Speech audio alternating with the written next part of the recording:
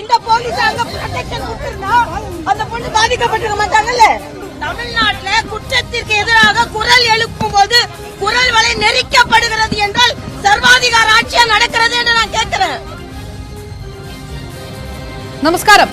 തമിഴ്നാട്ടിൽ MK Stalin അമരക്കാരനായി DMK സർക്കാർ അധികാരം ഏറ്റെടുത്തത് മുതൽ നടപ്പാക്കുന്ന ഓരോ പദ്ധതികളിലും പ്രഖ്യാപനങ്ങളിലുമെല്ലാം സ്ത്രീ സുരക്ഷയും വനിതാ അവകാശങ്ങളുമുണ്ട്.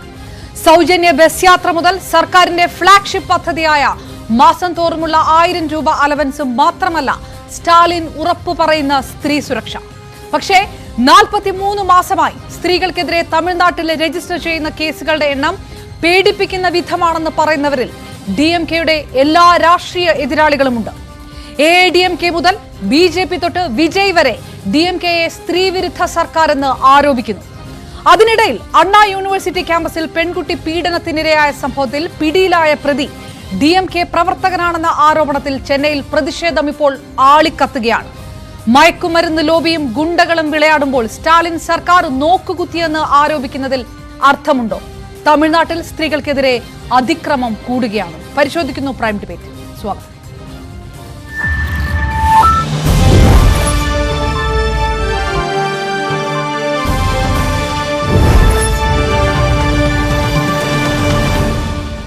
നമുക്കൊപ്പം ചേരുന്നു പാനലിസ്റ്റിൽ രാഷ്ട്രീയ നിരീക്ഷകനായ രാഹുൽ ഈശ്വർ, BJP നേതാവ് പ്രമീള ദേവി, സാമൂഹ്യ പ്രവർത്തകയും എഴുത്തുകാരിയുമായ മാളവിക ബിന്നി, മാധ്യമപ്രവർത്തക ധന്യ രാജേന്ദ്രൻ നമുക്കൊപ്പം ചേരും. ഒപ്പം ചെന്നൈ സ്ഥിരതാമസമാക്കിയ എഴുത്തുകാരി മീര കൃഷ്ണൻകുട്ടിയും നമുക്കൊപ്പം ചേരുന്നു. ആദ്യം മീരയിലേക്ക്. കേരളത്തിൽ നിന്ന് നോക്കുമ്പോൾ എപ്പോഴും സ്ത്രീ സുരക്ഷ കൂടുതൽ ഉറപ്പാക്കപ്പെടുന്നു എന്നുള്ള ഒരു പൊതുവേ ഉള്ള വിലയിരുത്തലുകളൊക്കെ വരാറുണ്ട്. പൊതുവെ തമിഴ്നാട്ടിൽ പഠിക്കുന്ന വിദ്യാർത്ഥിനികളുടെ ഭാഗത്തു നിന്നും കേരളത്തിൽ നിന്ന് തമിഴ്നാട്ടിൽ പോയി പഠിക്കുന്ന വിദ്യാർത്ഥിനികളുടെ ഭാഗത്തു നിന്നും വ്യക്തിപരമായി പോലും അത് വൗച്ച് ചെയ്യാൻ കഴിയുന്ന ഒരാൾ കൂടിയാണ് ഞാൻ. ആ രീതിയിലുള്ള ഒരു സുരക്ഷ നടപ്പാക്കപ്പെടുന്ന ഒരു സംസ്ഥാനമാണ് തമിഴ്നാട്, പ്രത്യേകിച്ച് ചെന്നൈ നഗരം എന്നുള്ളത് കൊണ്ട് തന്നെ ഇന്ന് അണ്ണാ യൂണിവേഴ്സിറ്റിയിൽ ഉണ്ടായിട്ടുള്ള ഇന്നലെ അണ്ണാ യൂണിവേഴ്സിറ്റിയിൽ ഉണ്ടായ സംഭവം ഞെട്ടിപ്പിക്കുന്നതാണ്, പരിഭ്രമിക്കുന്നതാണ്. അതൊരു പുതിയ ഒരാശങ്ക മുന്നോട്ട് വെക്കുകയും ചെയ്യുന്നു രാഷ്ട്രീയപരമായി. പക്ഷേ ഈ തരത്തിലാണ് DMK സർക്കാർ എല്ലാ സ്ത്രീകൾക്കെതിരായിട്ടുള്ള അതിക്രമങ്ങളെയും ലാഘവത്തോടെയാണ് കാണുന്നത്. ഇത്തരം അതിക്രമങ്ങൾ കൂടുന്നുണ്ട്, അത് പുറത്തേക്ക് വരാത്തതാണ് എന്നുള്ള വലിയ രീതിയിലുള്ള പരാതികളും ആരോപണങ്ങളും BJP അടക്കമുള്ള രാഷ്ട്രീയ പാർട്ടികളുടെ ഭാഗത്തുനിന്നുണ്ടാകുന്നു. അത് വെറും പൊളിറ്റിക്സ് മാത്രമാണോ? ശരിക്കും ചെന്നൈ സിറ്റി ആ തരത്തിൽ വയലൻസ് എഗെയിൻസ്റ്റ് വുമൻ കൂടുന്ന ഒരു സാഹചര്യം ഉണ്ടോ ഇപ്പോൾ? ഞാൻ ചെന്നൈയിലായിട്ട് ഏകദേശം ഒരു 40 വർഷക്കാലമായി. എൻ്റെ ഒരു അനുഭവം വെച്ച് പറയുകയാണെന്നുണ്ടെങ്കിൽ തമിഴകത്തിന്റെ സംസ്കാരം എന്ന് പറയുന്നത് തന്നെ സ്ത്രീകളെ ബഹുമാനിക്കുന്നു, അല്ലെങ്കിൽ സ്ത്രീകളെ അവര് വേണ്ട വിധത്തിൽ അവര് കൊണ്ടാടുന്നു അല്ലെങ്കിൽ ആദരിക്കുന്നു, അത്തരത്തിലുള്ളൊരു സംസ്കാരമാണ്. അതുകൊണ്ട് ഇത്തരത്തിലുള്ള വാർത്തകൾ എന്ന് പറയുമ്പോൾ അത് ശരിക്കും അത്ഭുതപ്പെടുത്തുന്നുണ്ട്, വേദനിപ്പിക്കുന്നുണ്ട്.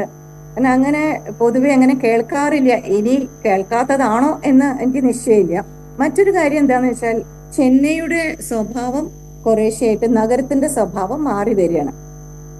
അത് വളരെ വേഗത്തിലുള്ളൊരു നഗരവൽക്കരണം കൊണ്ടാണോ എന്തോ ഇപ്പോൾ ശരിക്കും പറയുകയാണെങ്കിൽ സ്ത്രീകളും അതിനനുസരിച്ച് അവരവരുടെ സുരക്ഷ അവരവർ തന്നെ ഉറപ്പാക്കണം എന്നുള്ളൊരു സ്ഥിതിയിലാണ് വന്നിരിക്കുന്നത്. പിന്നെ എന്തൊരു സുരക്ഷയുടെ എന്തൊരു ഇത് പ്രശ്നം ഉണ്ടായാലും ഉടനെ അത് രാഷ്ട്രീയവൽക്കരിക്കുക എന്നുള്ള ഒരു പ്രവണതയും കാണാനുണ്ട്. എന്തൊക്കെ പറഞ്ഞാലും കേരളത്തിൽ നിന്നുള്ള പെൺകുട്ടികളായാലും ശരി, ഏത് സംസ്ഥാനത്തു നിന്നുള്ള പെൺകുട്ടികളായാലും ശരി, ചെന്നൈയിൽ അല്ലെങ്കിൽ തമിഴകത്ത് വന്ന് പഠിക്കാൻ അല്ലെങ്കിൽ ജോലി ചെയ്യാൻ താല്പര്യപ്പെടുന്ന പെൺകുട്ടികൾക്ക് വേണ്ടത്ര സുരക്ഷ വേണം എന്നുള്ളതിന് യാതൊരു സംശയവുമില്ല. അത് ഏറ്റവും അതിപ്രധാനമായ ഒരു കാര്യമാണ്. ഗവൺമെന്റ് അത് ശ്രദ്ധ വെച്ച് ചെയ്യേണ്ട ഒരു കാര്യം തന്നെയാണ്. അത് അന്യ സംസ്ഥാനങ്ങളിൽ നിന്നല്ല, ആ സ്ഥലത്ത് തന്നെ ചെന്നൈ നഗരത്തിൽ തന്നെയുള്ള പെൺകുട്ടികൾക്കും ഇത് ബാധകമാണ്.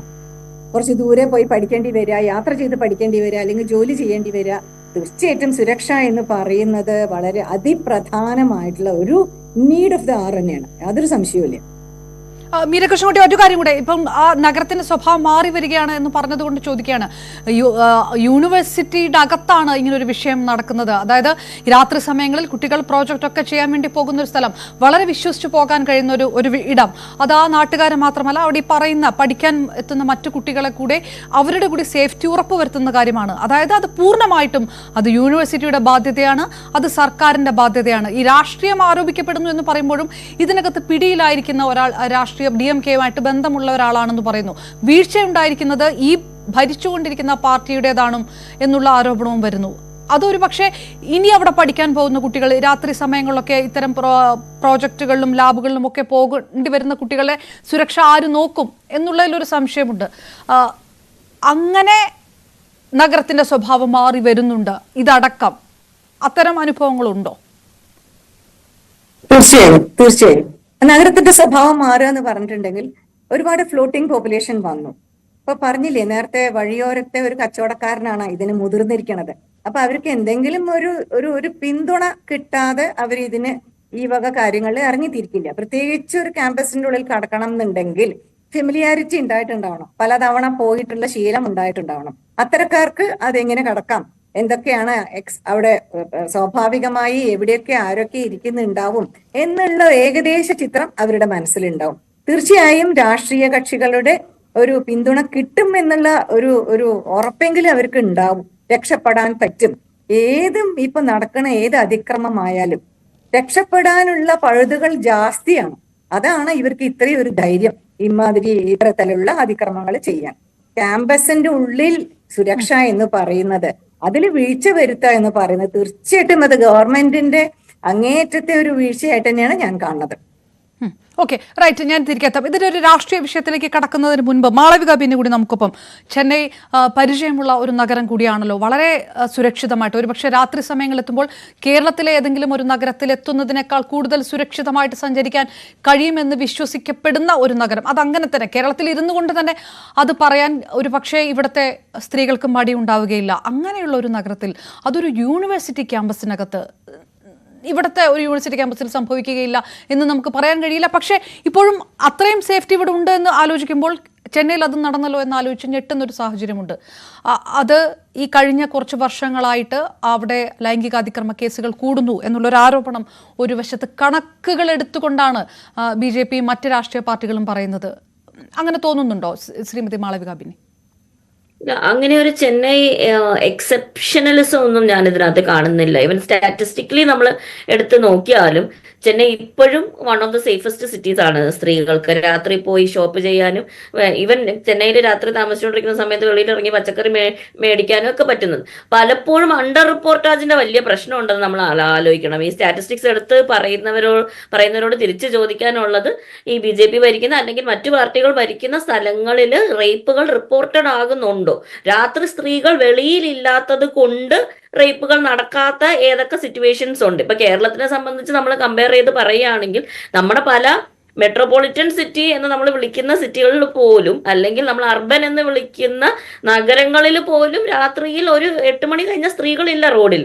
അതുകൊണ്ട് റേപ്പുകൾ നടക്കാത്തതാണ് എന്ന് വേണം നമ്മൾ മനസ്സിലാക്കാൻ. അല്ലാതെ സ്ത്രീ സുരക്ഷ ഉറപ്പുവരുത്തിയിട്ടുള്ള സ്ഥലങ്ങൾ ഇന്ത്യയിൽ തന്നെ ഉണ്ടോ എന്നുള്ളത് സംശയമാണ്. പലപ്പോഴും ഈ സ്ത്രീ സുരക്ഷയുടെ വലിയ റെസ്പോൺസിബിലിറ്റി വരുന്ന സ്ത്രീകളുടെ ചുമരിൽ തന്നെയാണ്. അതൊരിക്കലും ഒരു സ്റ്റേറ്റും, അത് പാർട്ടികൾ മാറി മാറി ഭരിച്ചിട്ടും ഒരു സ്റ്റേറ്റും ഇതിന്റെ റെസ്പോൺസിബിലിറ്റി ഏറ്റെടുത്തിട്ടില്ല. ഇപ്പൊ വളരെ റീസെന്റ് ആയിട്ട് തന്നെയാണല്ലോ RG കാർ കൊൽക്കത്ത മെഡിക്കൽ കോളേജിൽ ഒരു മെഡിക്കൽ സ്റ്റുഡന്റ് റേപ്ഡ് ആകുന്നത്. അതും ഇതുപോലെ ക്യാമ്പസിനോട് അകത്ത് നിന്ന് അല്ലെങ്കിൽ ക്യാമ്പസിന്റെ തൊട്ട് ഉള്ള ആളുടെ കയ്യിൽ നിന്ന് തന്നെയാണ് ഈ റേപ്പ് സംഭവിക്കുന്നത്. ഇതെല്ലാം തന്നെ കാണിക്കുന്നത് നമ്മുടെ ഹയർ എഡ്യൂക്കേഷൻ ഇൻസ്റ്റിറ്റ്യൂഷൻസ് ഒട്ടും തന്നെ സേഫ് അല്ല എന്നുള്ളതാണ്.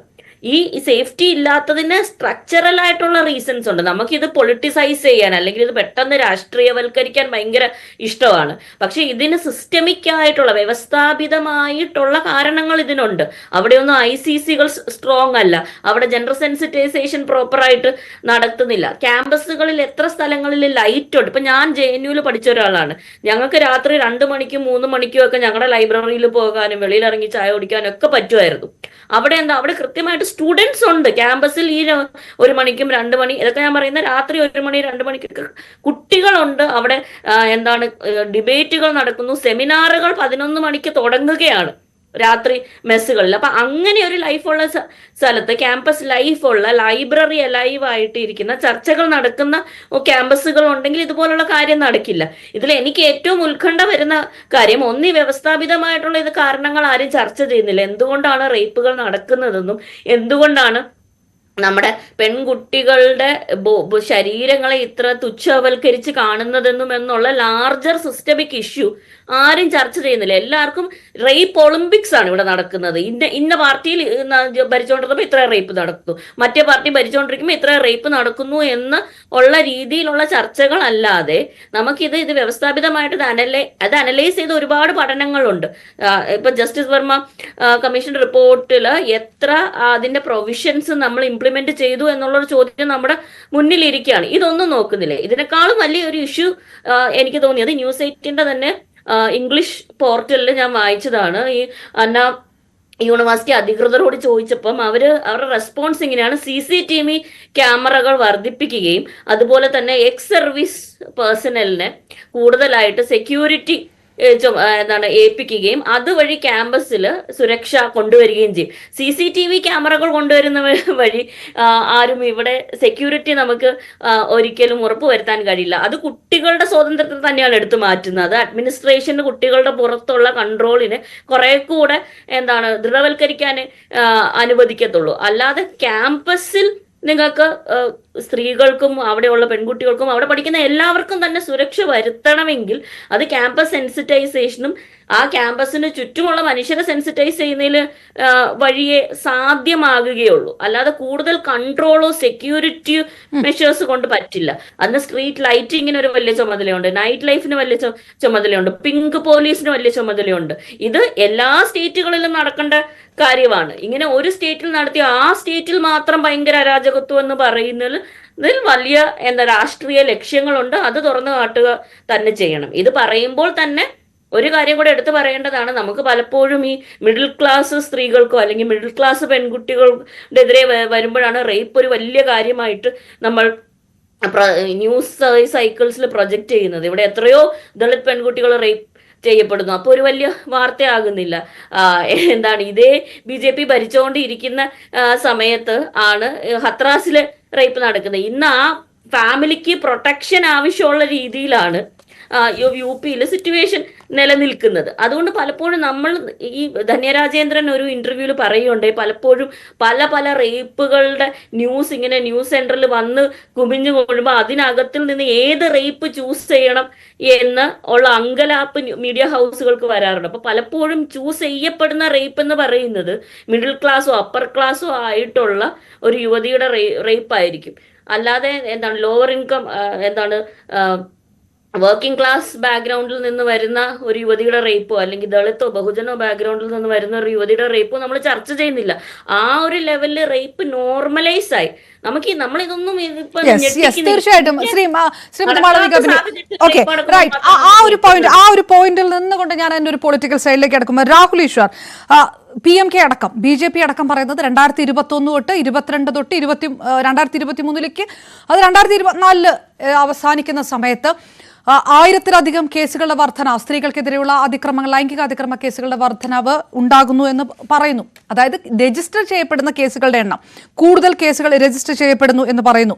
DMK നടപ്പാക്കുന്ന വെൽഫെയർ പ്രോഗ്രാംസ് ഫോർ വിമൻ, അത് ഒരുപക്ഷെ ഈ ചർച്ചയിൽ പറഞ്ഞു തീർക്കാൻ തന്നെ ബുദ്ധിമുട്ടാണ്. അത് ഈ സൗജന്യ ബസ് യാത്ര തൊട്ട് 1000 രൂപ അലവൻസ് തൊട്ട് ഈ തോഴി വിമൻ ഹോസ്റ്റൽ തൊട്ട് സ്ത്രീകൾക്ക് അതായത് ഈ റൂറൽ ഏരിയയിലൊക്കെ സ്ത്രീകൾക്ക് വേണ്ടി വിവാഹത്തിന് ചെലവഴിച്ച തുകയടക്കമുള്ള അത്രയും വിപുലമായിട്ട് പദ്ധതികൾ നടപ്പാക്കുന്ന ഒരു സർക്കാർ DMK-യെ സംബന്ധിച്ചിടത്തോളം അല്ലെങ്കിൽ BJP-യെ സംബന്ധിച്ചിടത്തോളം പരിപൂർണമായ ഒരു ശത്രുത നിൽക്കുന്ന ഒരു സാഹചര്യമാണ്. അങ്ങനെ ഒരു രാഷ്ട്രീയ റൈവൽറി വ്യക്തമായി നിൽക്കുമ്പോൾ ഒറ്റപ്പെട്ട ഒരു സംഭവത്തെ പരിപൂർണമായിട്ട് രാഷ്ട്രീയവൽക്കരിച്ചുകൊണ്ട് വലിയ പ്രതിഷേധത്തിലേക്ക് BJP കടക്കുക, വനിതാ BJP പ്രവർത്തകരെ തെരുവിലേക്ക് ഇറക്കിവിടുക, DMK സർക്കാർ നടപ്പാക്കുന്നത് ഗുണ്ടായിസമാണെന്ന് സ്ഥാപിക്കുക, അതൊരു സ്ത്രീ സംരക്ഷണം എന്നുള്ള വ്യാഖ്യാന അല്ലെങ്കിൽ അത്തരം ഒരു പൊയ്മുഖം കാണിച്ചുകൊണ്ട് DMK സർക്കാരിൻ്റെ ജനപിന്തുണ തകർക്കാനുള്ള ശ്രമം നടത്തുക, അതല്ലേ BJP അവിടെ ചെയ്തുകൊണ്ടിരിക്കുന്നത്? അല്ലെങ്കിൽ അതിൽ വല്ല അർത്ഥമുണ്ടോ? അപർണാജി, ഇതിൽ രണ്ട് കാര്യങ്ങൾ നമ്മൾ ശ്രദ്ധിക്കണം. നമ്മുടെ രാഷ്ട്രപിതാവ് മഹാത്മാഗാന്ധി പറയുന്നുണ്ട്, ഒരു സമൂഹത്തിന്റെ സിവിലൈസേഷനിലായ സാംസ്കാരികവും നാഗരികവുമായ ഉയർച്ച കാണിക്കുന്നത് ആ സമൂഹം എങ്ങനെ സ്ത്രീകളെയും കുട്ടികളെയും ട്രീറ്റ് ചെയ്യുന്നു എന്നതിനനുസരിച്ചാണ് എന്ന് പറയാറ്. അപ്പൊ നമുക്കെന്നും ആ രീതിയിൽ സ്ത്രീകളോടും കുട്ടികളോടും വാറിൽ പോലും പലപ്പോഴും ആ റെസ്പെക്റ്റും മറ്റും കീപ്പ് ചെയ്യാറ്. രണ്ട്, every crime is A crime against the state. അതുകൊണ്ട് അവിടുത്തെ സ്റ്റേറ്റ് ഗവൺമെന്റ് തന്നെ അതിന് ഉത്തരം പറയണമെന്ന് നേരത്തെ സംശയമില്ല. ഇന്ന് BJP റേപ്പെന്നോ DMK റേപ്പെന്നോ കോൺഗ്രസ് റേപ്പെന്നോ ആ റേപ്പെന്നോ ഇല്ല. ഘടനാപരമായ ഒരുപാട് കാര്യങ്ങൾ നമ്മൾ ചെയ്യണം. അത് ചെയ്യാത്തതിന് അവരെ പോസിറ്റീവായി വിമർശിക്കുന്നതിലും തെറ്റില്ല. ഉദാഹരണം, ഡൽഹിയിലാണെങ്കിൽ 1826 cameras per CCTV per mile square ഉണ്ട്. ഇത് ഏകദേശം ചെന്നൈയുടെ 3 ഇരട്ടിയാണ്. അപ്പോൾ നമുക്ക് CCTV പോലുള്ള കാര്യങ്ങൾ ആൾക്കാരുടെ മനസ്സിൽ പേടിയുണ്ടാക്കും. എല്ലാ സ്ഥലങ്ങളിലും CCTV വരുമ്പോൾ ഇപ്പോൾ സ്വകാര്യത ശരിയാണ്. നമ്മളും സ്കൂളിൽ പഠിക്കുമ്പോഴും കോളേജിൽ പഠിക്കുമ്പോഴും CCTV ഒരു സൂപ്പർവിഷനോ നമ്മളും ആഗ്രഹിക്കില്ല. പക്ഷേ റിയലിസ്റ്റിക്കലി വരുമ്പോൾ ഒരു യൂണിവേഴ്സിറ്റിക്കുള്ളിൽ വന്ന് റേപ്പ് ചെയ്യാൻ ഒരാൾക്ക് ഒരു അഹങ്കാരം അല്ലെങ്കിൽ ദി ഒഡാസിറ്റി തോന്നുന്നത് പിടിക്കപ്പെട്ടില്ല എന്നുള്ള ചിന്ത കൊണ്ടല്ലേ. പ്രത്യേകിച്ച് നമുക്ക് മദ്രാസിലെയും അല്ലെങ്കിൽ ചെന്നൈയിലെയും തമിഴ്നാട്ടിലെയും പല യൂണിവേഴ്സിറ്റികളും അറിയാം, വലിയ ക്യാമ്പസുകളാണ്, ഒരുപാട് സ്ഥലങ്ങളുണ്ട്. അപ്പോൾ ഒരു CCTV പോലുള്ള ഒരു മെഷർമെന്റ് ഇല്ലാതെ എങ്ങനെയാണ് ചെയ്യുക? അപ്പൊ അവിടെയാണ് ഇതിനൊന്നും ഒരുപാട് രൂപയാവില്ല. പല CCTVയും ഒരു വലിയ രീതി കോൺട്രാക്ട് കൊടുത്താൽ, തമിഴ്നാട്ടിൽ നമുക്കറിയാം corruption is a way of life എന്ന് തമാശയ്ക്ക് പറയാറുണ്ട്. ആരെ കൊണ്ടെങ്കിലും കമ്മീഷൻ കൊടുത്ത് ഇത് വെച്ചാലും കാര്യമായ CCTVകൾ കൊണ്ടുവരുമ്പോൾ അത് പോസിറ്റീവായ ഇമ്പാക്ട് ഉണ്ടാക്കും. അപ്പൊ അതിനെ നമ്മൾ എതിർക്കേണ്ട കാര്യമില്ല. അപ്പം ഈ രീതിയിലുള്ള ഒരു റിയലിസ്റ്റിക് പ്രശ്നം, ഘടനാപരമായ പ്രശ്നമുണ്ട്, നമ്മൾ അഡ്രസ് ചെയ്യാതിരിക്കരുത്. അത് പലപ്പോഴും ഒരു പൊളിറ്റിക്കൽ വില്ലിന്റെ ഭാഗമാണ്. ശ്രീ സ്റ്റാലിൻ വളരെ പ്രഭാവത്തോടെ ഭരിക്കുന്ന ഒരു വ്യക്തിയാണ്, സംശയമൊന്നുമില്ല. പക്ഷേ നല്ല രീതിയിൽ പ്രതിപക്ഷ സ്വരങ്ങളും ഉണ്ടാകണം. ഇപ്പൊ നാളെ BJP ഭരിക്കുന്ന ഒരു സംസ്ഥാനത്ത് ഇതേപോലെ നടന്നെങ്കിൽ, ഒരു യൂണിവേഴ്സിറ്റിക്കുള്ളിൽ നടന്നെങ്കിൽ, അതിവിദഗ്ധമായി നരേന്ദ്രമോദിയുടെ ഡിഗ്രി സർട്ടിഫിക്കറ്റ് എവിടെയെന്ന് വരെ ചോദിക്കില്ലായിരുന്നു. അപ്പം അതൊക്കെ രാഷ്ട്രീയം ഇതിന്റെ ഭാഗമായിട്ട് വരും. അതിനെ നമുക്ക് എങ്ങനെ എതിർക്കാൻ കഴിയുക? രാഷ്ട്രീയം അങ്ങോട്ടും ഇങ്ങോട്ടും പറയുമ്പോൾ വരും. പക്ഷേ കക്ഷി രാഷ്ട്രീയത്തിന് അതീതമായി മാധ്യമങ്ങളും പൊതുസമൂഹവും റേസ് ചെയ്യേണ്ടത് കൂടുതൽ CCTV വേണം, കൂടുതൽ ജെൻഡർ സെൻസിറ്റൈസേഷൻ വേണം. We should start with the boys എന്ന് PM നരേന്ദ്രമോദി റെഡ് ഫോർട്ടിൽ നിന്ന് പറയുന്നുണ്ട്. ആണുങ്ങളിൽ നിന്നാണ് നമ്മൾ തുടങ്ങേണ്ടത്. അതായത് ആൺകുട്ടികൾക്കാണ് പലപ്പോഴും ഒരു സെക്ഷുവൽ എഡ്യൂക്കേഷനും ജെൻഡർ സെൻസിറ്റൈസേഷനും റെസ്പെക്ട് ഫോർ വുമണും നോ മീൻസ് നോയും കൺസെന്റിന്റെ അർത്ഥവും തുടങ്ങിയ ഒരുപാട് കാര്യങ്ങൾ പറഞ്ഞു കൊടുക്കേണ്ടത്. ആ രീതിയിൽ നമ്മുടെ എഡ്യൂക്കേഷനിൽ ഒരു സമൂലമായ പരിവർത്തനവും വേണം. അപ്പൊ ഇതൊരു ഷോർട്ട് ടേം പ്രോജക്റ്റ് അല്ല, ഇതൊരു ലോങ് ടേം പ്രോജക്റ്റ് ആണ്. അതിന്റെ ഭാഗമായി ഒരുപാട് ഷോർട്ട് ടേം ആയിട്ടുള്ള സ്ട്രാറ്റജീസും മറ്റും നമ്മൾ എടുക്കേണ്ടി വരും. അതിന്റെ ഭാഗമായി CCTV ഒക്കെ വരുന്നത് നല്ലതാണ്. തമിഴ്നാട് പ്രത്യേകിച്ച് നമുക്കറിയാം, തമിഴ് സംസ്കാരം നേരത്തെ മീരാ മാഡം പറഞ്ഞ പോലെ മഹത്തരമായ സംസ്കാരമാണ്. അമ്മ എന്നൊക്കെയാണ് വിളിക്കുന്നത് സ്ത്രീകളെ. പലപ്പോഴും പ്രായം കുറഞ്ഞ സ്ത്രീകളെ പോലും അമ്മ എന്ന് വിളിക്കാൻ മഹത്വം കാണിക്കുന്ന നമ്മുടെ ആ തമിഴ് സംസ്കാരവും കൾച്ചറും വലുതാണ്. പക്ഷേ ഇതേപോലുള്ള പെർവേർട്ടുകളും ആഭാസന്മാരും എല്ലാവരിലും കാണും. 10,000-ലോ 1 കോടിയിലോ ഒന്നായിരിക്കും. പക്ഷേ അവരെ ക്രിമിനൽസ് ആയി തടഞ്ഞു നിർത്താൻ പൊളിറ്റിക്കൽ സോഷ്യൽ വില്ല് വേണം, അതിന് മെഷർമെന്റുകൾ വേണം. ഈ റെസ്പോൺസിബിലിറ്റിയും ഈ ഉത്തരവാദിത്വം ആ സ്റ്റേറ്റ് ഗവൺമെന്റ് ഏറ്റെടുക്കണ്ടേ? വേറെ ആരാ ഏറ്റെടുക്കേണ്ടത്? സ്റ്റേറ്റ് ഗവൺമെന്റ് അത് വിമർശനമായിട്ടല്ല, പോസിറ്റീവ്ലി എടുത്തുകൊണ്ട് ഞങ്ങൾ ഘടനാപരമായി ഇത്ര കാര്യങ്ങൾ ചെയ്യുന്നു, ഇന്ന സേഫ്റ്റികൾ ഉണ്ടാക്കും. ഇപ്പൊ നമുക്ക് ബസ്സിലടക്കം പലപ്പോഴും തോണ്ടൽ കൊണ്ടും ഒരുപാട് പിച്ചൽ കൊണ്ടുമാണ് നമ്മുടെ സഹോദരിമാരും സുഹൃത്തുക്കളും പോകേണ്ടി വരിക. CCTV കൂടുതൽ ഇതിലേക്ക് ഇൻസ്റ്റാൾ ചെയ്യും. ഡെഫിനറ്റ്ലി ഫിയർ ഉണ്ടാവും, തെളിവുണ്ടാകും. അപ്പോൾ ഒരുപാട് കാര്യങ്ങൾ നമുക്ക് മെഷറബിളായ ആധുനിക ശാസ്ത്ര സാങ്കേതിക വിദ്യയുടെ ഹെൽപ്പോടുകൂടി തെളിയിക്കാൻ കഴിയുമ്പോൾ ഒരു ഫിയർ എലിമെന്റ് ഭയങ്കരമായിട്ട് ഉണ്ടാകും. അതില്ലാതെ എങ്ങനെയാണ് നമുക്ക് പോകാൻ കഴിയുക? അപ്പൊ ഈ രീതിയിൽ സ്ട്രോങ് ആയ ഒരു പൊളിറ്റിക്കൽ വിൽ വേണം. DMK ഒരുപാട് നല്ല പ്രൊജക്ട് ചെയ്യുന്നുണ്ട്. പ്രത്യേകിച്ച് തമിഴ്നാട് പൊളിറ്റിക്സ് ഈ രേവടി എന്നൊക്കെ പറയുന്നത്, അല്ലെങ്കിൽ വെൽഫെയറിസം, പോപ്പുലർ വെൽഫെയറിസവും പോപ്പുലിസവും കൂടി നിൽക്കുന്നതാണ്. ജയലളിത അമ്മ ഉണ്ടായിരുന്നപ്പോൾ 3 രൂപയ്ക്ക് 2 രൂപയ്ക്കും അമ്മ ക്യാൻറ്റീൻസ് ഉണ്ടായിരുന്നു, നല്ല ഇഡ്ഡലി കിട്ടുമായിരുന്നു. അതെല്ലാം നല്ലതാണ്. അതൊക്കെ ഒരു അർത്ഥത്തിൽ നമ്മുടെ എല്ലാവർക്കും ഒരു ഡിസ്ട്രിബ്യൂഷൻ ഓഫ് വെൽത്തിന്റെ ആംഗിൾ നല്ലതാണ്. അപ്പൊ ഇത്തരം കാര്യങ്ങൾക്കും കൂടെ അവർക്ക് കാശ് ചെലവഴിക്കുകയാണെങ്കിൽ, അല്ലെങ്കിൽ അത് ചിന്തിക്കാത്തത് പോരായ്മയെന്ന് ചൂണ്ടിക്കാണിച്ച് അത് മുഴുവൻ രാഷ്ട്രീയമാണെന്ന് പറഞ്ഞാൽ എങ്ങനെ ശരിയാകുക? അവിടെയാണ് ശ്രീ വിജയുടെയോ അല്ലെങ്കിൽ ശ്രീ അണ്ണാമലയുടെ AIDMKയുടെ ഇനിയും ബാക്കി പാർട്ടികൾ അല്ലെങ്കിൽ കോൺഗ്രസിന്റെ. അല്ല രാഹുൽ, ഞാനതൊരു പൊളിറ്റിക്കൽ വശം, ഉത്തർപ്രദേശ്, മഹാരാഷ്ട്ര, മധ്യപ്രദേശ്, ഇത് കഴിഞ്ഞ ശേഷം സ്ത്രീകൾക്കെതിരെ ഏറ്റവും കൂടുതൽ അതിക്രമം നടക്കുന്നത് നോക്കൂ ചെന്നൈയാണ് അല്ലെങ്കിൽ തമിഴ്നാടാണ് എന്നാണ് PMK അടക്കമുള്ളവർ പറയുന്നത്. ഇങ്ങനെ ഒരു വിഷയം നടക്കുമ്പോൾ, ഇത് മറ്റ് സംസ്ഥാനങ്ങളിൽ നടക്കുമ്പോൾ, ആ സംസ്ഥാനം ഭരിക്കുന്ന മുഖ്യമന്ത്രി അടക്കമുള്ളവർ ഗുണ്ടാബന്ധമുള്ളവരാണ്, അതുകൊണ്ട് ഗുണ്ടകളെ അടിച്ചുവിടുകയാണ് എന്ന തരത്തിലുള്ള ആരോപണം ഉയർത്തപ്പെടുന്നില്ല. ഒരുപക്ഷെ പോലീസിനെ സംശയിക്കുമായിരിക്കും, അല്ലെങ്കിൽ പോലീസ് ഇതിൽ സ്വാധീനം ചെലുത്തുന്നു എന്ന് പറയുമായിരിക്കും. ഉത്തർപ്രദേശിൽ ഒരു വിഷയം നടക്കുമ്പോൾ അതുമായി ബന്ധപ്പെട്ടുള്ള പ്രതി അവിടെ ഉത്തർപ്രദേശ് മുഖ്യമന്ത്രി യോഗി ആദിത്യനാഥ് വളർത്തിക്കൊണ്ടുവരുന്ന ഗുണ്ടാസംഘത്തിന്റെ ഭാഗമാണ് എന്നാരും ആരോപിച്ചു കേട്ടിട്ടില്ല. ആ തരത്തിലുള്ള ആരോപണം പോലും MK സ്റ്റാലിനെതിരെ ഉന്നയിക്കുന്നു. പഴയ കാര്യങ്ങൾ എടുത്തു പറയുന്നു, അഴഗിരിയുടെ ബന്ധങ്ങൾ വരെ എടുത്തു പറയുന്നു. ആ തരത്തിൽ ഒരു ഗുണ്ടാ കണക്ഷനുണ്ട്.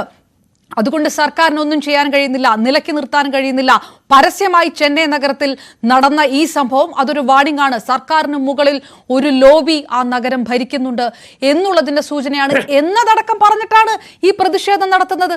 അത് വെറും രാഷ്ട്രീയമില്ലേ? ഒറ്റപ്പെട്ട ഒരു സംഭവം അതിനെ പൊലിപ്പിച്ചു കാണിക്കുകയാണോ എന്നുള്ളതാണ്. അല്ല, പൊളിറ്റിക്സ് വരുമ്പം പൊളിറ്റീഷ്യൻസ് വരുമ്പം പൊളിറ്റിക്കൽ നെറേറ്റീവ് വരും. ഒരുപക്ഷെ അപർണാജിക്ക് ഓർമ്മയാണ് BJP MLA കുൽദീപ് സെങ്കാർ, നമ്മുടെ ഉണ്ണാവോ റേപ്പ് കേസ് എന്ന് പറയുന്ന വളരെ പ്രമാദമായ റേപ്പ് കേസ്, അവരുടെ ഫാമിലി കൊല്ലപ്പെട്ടു തുടങ്ങിയ കാര്യങ്ങൾ പറയുന്നു. രാജ്യം മുഴുവൻ ശ്രദ്ധിച്ചതാണ്. അതിരൂക്ഷമായി വിമർശിക്കപ്പെടണം. ആർക്കാണ് അതിന് എതിർപ്പുള്ളത്? ഏതെങ്കിലും ഒരു കോൺഗ്രസോ BJPയോ CPMോ ആപ്പോ അവരുടെ പാർട്ടിയിൽ ഒരു റേപ്പിസ്റ്റ് ഉണ്ടെങ്കിൽ അവർക്ക് തന്നെയല്ലേ എൻ്റെ ഏറ്റവും വലിയ മാന്യതക്കേട്. അപ്പൊ ആര് റേപ്പ് ചെയ്താലും റേപ്പാണ്. റേപ്പിന് രാഷ്ട്രീയ മാനങ്ങൾ ഇല്ല എന്നുള്ള തിരിച്ചറിവിൽ റേപ്പിനെതിരെ അല്ലെങ്കിൽ ബലാത്സംഗങ്ങൾക്കെതിരെ അതിശക്തമായ അവയർനെസ്സും ആക്ഷനും, രണ്ട് രീതിയിലാണ് എല്ലാ സോഷ്യൽ ചേഞ്ചും ഉണ്ടാകുന്നത്. ബോധവൽക്കരണവും ലീഗൽ ആക്ഷനും രണ്ട് രീതിയും കൊണ്ടുവരണം. ഇനി നാളെ യോഗി ആദിത്യനാണെങ്കിൽ അദ്ദേഹത്തെ വിമർശിക്കണം, അല്ലെങ്കിൽ വേറൊരു അരവിന്ദ് കെജ്രിവാൾ ആണെങ്കിൽ പുള്ളിയെ വിമർശിക്കണം, കേരളത്തിലാണെങ്കിൽ കേരളത്തിനെ വിമർശിക്കണം. പക്ഷേ നമ്മൾ അതിൽ സെലക്ടിവിറ്റി കാണിക്കരുത്. രാഷ്ട്രീയ പാർട്ടിക്കാർക്ക് അവരുടേതായ ലിമിറ്റേഷൻ ഉണ്ടാകും. നാളെ ഇപ്പോൾ ഉണ്ണാവോ റേപ്പിൽ BJP MLA ഇൻവോൾവ് ആയാൽ അണ്ണാമലയ്ക്ക് പറയാൻ പരിധികൾ കാണും. അല്ലെങ്കിൽ നാളെ വിജയുടെ പാർട്ടിയിൽ ഒരാൾക്ക് സംഭവിച്ചാൽ വിജയ്ക്ക് പറയാൻ പരിധികൾ കാണും. അതിനാണല്ലോ പൊതുസമൂഹം, അതിനാണല്ലോ സിവിൽ സൊസൈറ്റി, അതിനാണല്ലോ മാധ്യമങ്ങൾ. അപ്പോൾ പരമാവധി അവരെ പ്രതിരോധത്തിലാക്കുകയും അതിൽ നിന്ന് നല്ലൊരു നടപടിയും നിലപാടും എടുപ്പിക്കണം. പരമാവധി അവർക്ക് ആ രീതി അവർക്കൊരു ഹിറ്റ് ഉണ്ടാകണം, ഒരു സോഷ്യൽ ഹിറ്റ് അല്ലെങ്കിൽ ഒരു മീഡിയ ഹിറ്റ് ഉണ്ടാകണം. രണ്ട്, നമ്മൾ ഒരിക്കലും ഈ പെൺകുട്ടികളെ കുറ്റം പറഞ്ഞിട്ട് കാര്യമില്ല. കാര്യം എന്നും സേഫായി പോകുന്ന കോളേജിനുള്ളിലേക്ക് കയറുമ്പോൾ ആ പെൺകുട്ടി ജീവിതത്തിൽ വിചാരിച്ചു കാണും ഇങ്ങനെ സംഭവിക്കുമെന്ന്. അപ്പോൾ ഒരു കാരണം എനിക്ക് തോന്നുന്നില്ല. ഇപ്പം മറ്റേ ആസാറാം ബാപ്പുവിനെ പോലുള്ള പ്രാന്തന്മാർ മാത്രമേ നമ്മുടെ ഡൽഹിയിലെ കേസ്, ജ്യോതി അല്ലെങ്കിൽ നിർഭയയുടെ കേസിനെ ന്യായീകരിച്ചുള്ളൂ. ഞാൻ ആ പെൺകുട്ടിയുടെ, നിർഭയയുടെ അച്ഛനെ അമ്മയൊക്കെ പരിചയപ്പെട്ടിട്ടുണ്ട്. പലതവണ സുപ്രീം കോടതിയിൽ പോകുമ്പോഴും സംസാരിക്കാനൊക്കെ അവസരം ലഭിച്ചിട്ടുണ്ട്. അപ്പോൾ ഈ ആസാറാം ബാപ്പുവിനെ പോലുള്ള ആൾക്കാർ വന്നപ്പോൾ നല്ലൊരു ശതമാനം ഹിന്ദു സംഘടനകൾ പറഞ്ഞു ഇയാൾക്ക് പ്രാന്താണ്, റേപ്പിസ്റ്റുകളോട് ഭയ്യ മുജെ ചോർദോ എന്ന് പറയണമായിരുന്നു. പഴയ 70കളിലെ സിനിമയിൽ 80കളിലെ സിനിമയിൽ പ്രാണിനോടും നമ്മുടെ TG രവിയോടും ഒക്കെ പറയുന്നത് പോലെ പറയണമെന്നൊക്കെ പറയുന്നത് അപഹാസ്യമാണ്. അപ്പോൾ നമുക്ക് ഈ കാര്യത്തിൽ രാഷ്ട്രീയം, മതം, ജാതി, സമുദായം തുടങ്ങിയ കാര്യങ്ങൾ പാടില്ല. കാര്യം എവിടെ റേപ്പ് ചെയ്യപ്പെട്ടാലും, UP-യിലെ റേപ്പും റേപ്പാണ്, കേരളത്തിലെ റേപ്പും റേപ്പാണ്, തമിഴ്നാട്ടിലെയും കാശ്മീരിലെ റേപ്പും റേപ്പാണ്. കുറച്ചൊക്കെ രാഷ്ട്രീയം ഇതിൽ അങ്ങോട്ടും ഇങ്ങോട്ടും വരുമായിരിക്കും. പക്ഷെ പൊതുജനങ്ങൾ ഘടനാപരമായി തന്നെ നോക്കാം. കൂടുതൽ CCTV-കൾ, കൂടുതൽ ജെൻഡർ സെൻസിറ്റൈസേഷൻ. എനിക്ക് തോന്നുന്നില്ല ഇപ്പോഴും ജെൻഡർ സെൻസിറ്റൈസേഷൻ, നേരത്തെ മാളവിക മാഡം പറയുന്നുണ്ടായിരുന്നു, അത് TV-യിലിരുന്ന് ഒരുപാട് പേര് പറയുന്നുണ്ട്. എത്ര സ്കൂളുകളിലോ എത്ര കോളേജുകളിലോ കൺസെന്റും കാര്യങ്ങളും പഠിപ്പിക്കുന്നുണ്ടെന്ന് എനിക്ക് സംശയമുണ്ട്. അറ്റ്ലീസ്റ്റ് കേരളത്തിൽ ഒരുപാട് സ്ഥലങ്ങളിലൊന്നുമില്ല, പാസിംഗ് റെഫറൻസ് ആയിട്ട് എന്തെങ്കിലും പോകുന്നുണ്ടായിരിക്കും. അപ്പൊ ഇത്തരം ഘടനാപരമായ കാര്യങ്ങൾ നമുക്ക് ചെയ്തുകൂടെ? എന്തുകൊണ്ട് നമ്മൾ ചെയ്യുന്നില്ല? ഈ ചോദ്യം നമ്മൾ ആത്മപരിശോധനയോടുകൂടി സ്വന്തമായിട്ട് ചോദിക്കണ്ടേ? ഓക്കെ, ഞാൻ തിരികെ എത്താം രാഹുൽ. ഓക്കെ, അത് വളരെ വളരെ നമ്മൾ ആലോചിക്കേണ്ട കാര്യങ്ങൾ കൂടി പോയിന്റ് എടുത്തുകൊണ്ട് രാഹുൽ പറയുകയാണ്. ശ്രീമതി മീര കൃഷ്ണൻകുട്ടി, ഇതിനകത്തൊരു രാഷ്ട്രീയം, ഈ പറഞ്ഞതുപോലെ പലതരത്തിൽ ഒരു പാർട്ടി പ്രവർത്തകൻ ആണ് ഇപ്പോൾ അറസ്റ്റിലായിട്ടുള്ള പ്രതി ജ്ഞാനശേഖരൻ എന്ന് BJP ആരോപിക്കുന്നു. അത് പാർട്ടി അംഗത്വമില്ല എന്ന് DMK പറയുന്നു. പുറത്തുവിട്ടിരിക്കുന്ന പടങ്ങൾ എന്ന് പറയുന്നത് ഉപമുഖ്യമന്ത്രിയുടെ കൂടെ നിൽക്കുന്ന പടമാണ്. അതായത് പ്രതി ഉപമുഖ്യമന്ത്രി ഉദയനിധി സ്റ്റാലിനൊപ്പം നിൽക്കുന്ന പടങ്ങൾ. 15 വർഷം മുമ്പ് വരെ ലൈംഗികാതിക്രമ കേസുകൾ രജിസ്റ്റർ ചെയ്തിട്ടുള്ള ഒരാളാണ് ഇത് എന്ന് പറയുന്നു. അതായത് DMK-യുമായി ബന്ധമുള്ള ഒരു ബെൽറ്റിന്റെ ഭാഗമായിട്ട് നിൽക്കുന്ന ഒരു പ്രതിയാണ് ഇയാൾ എന്ന് പറയപ്പെടുന്നു.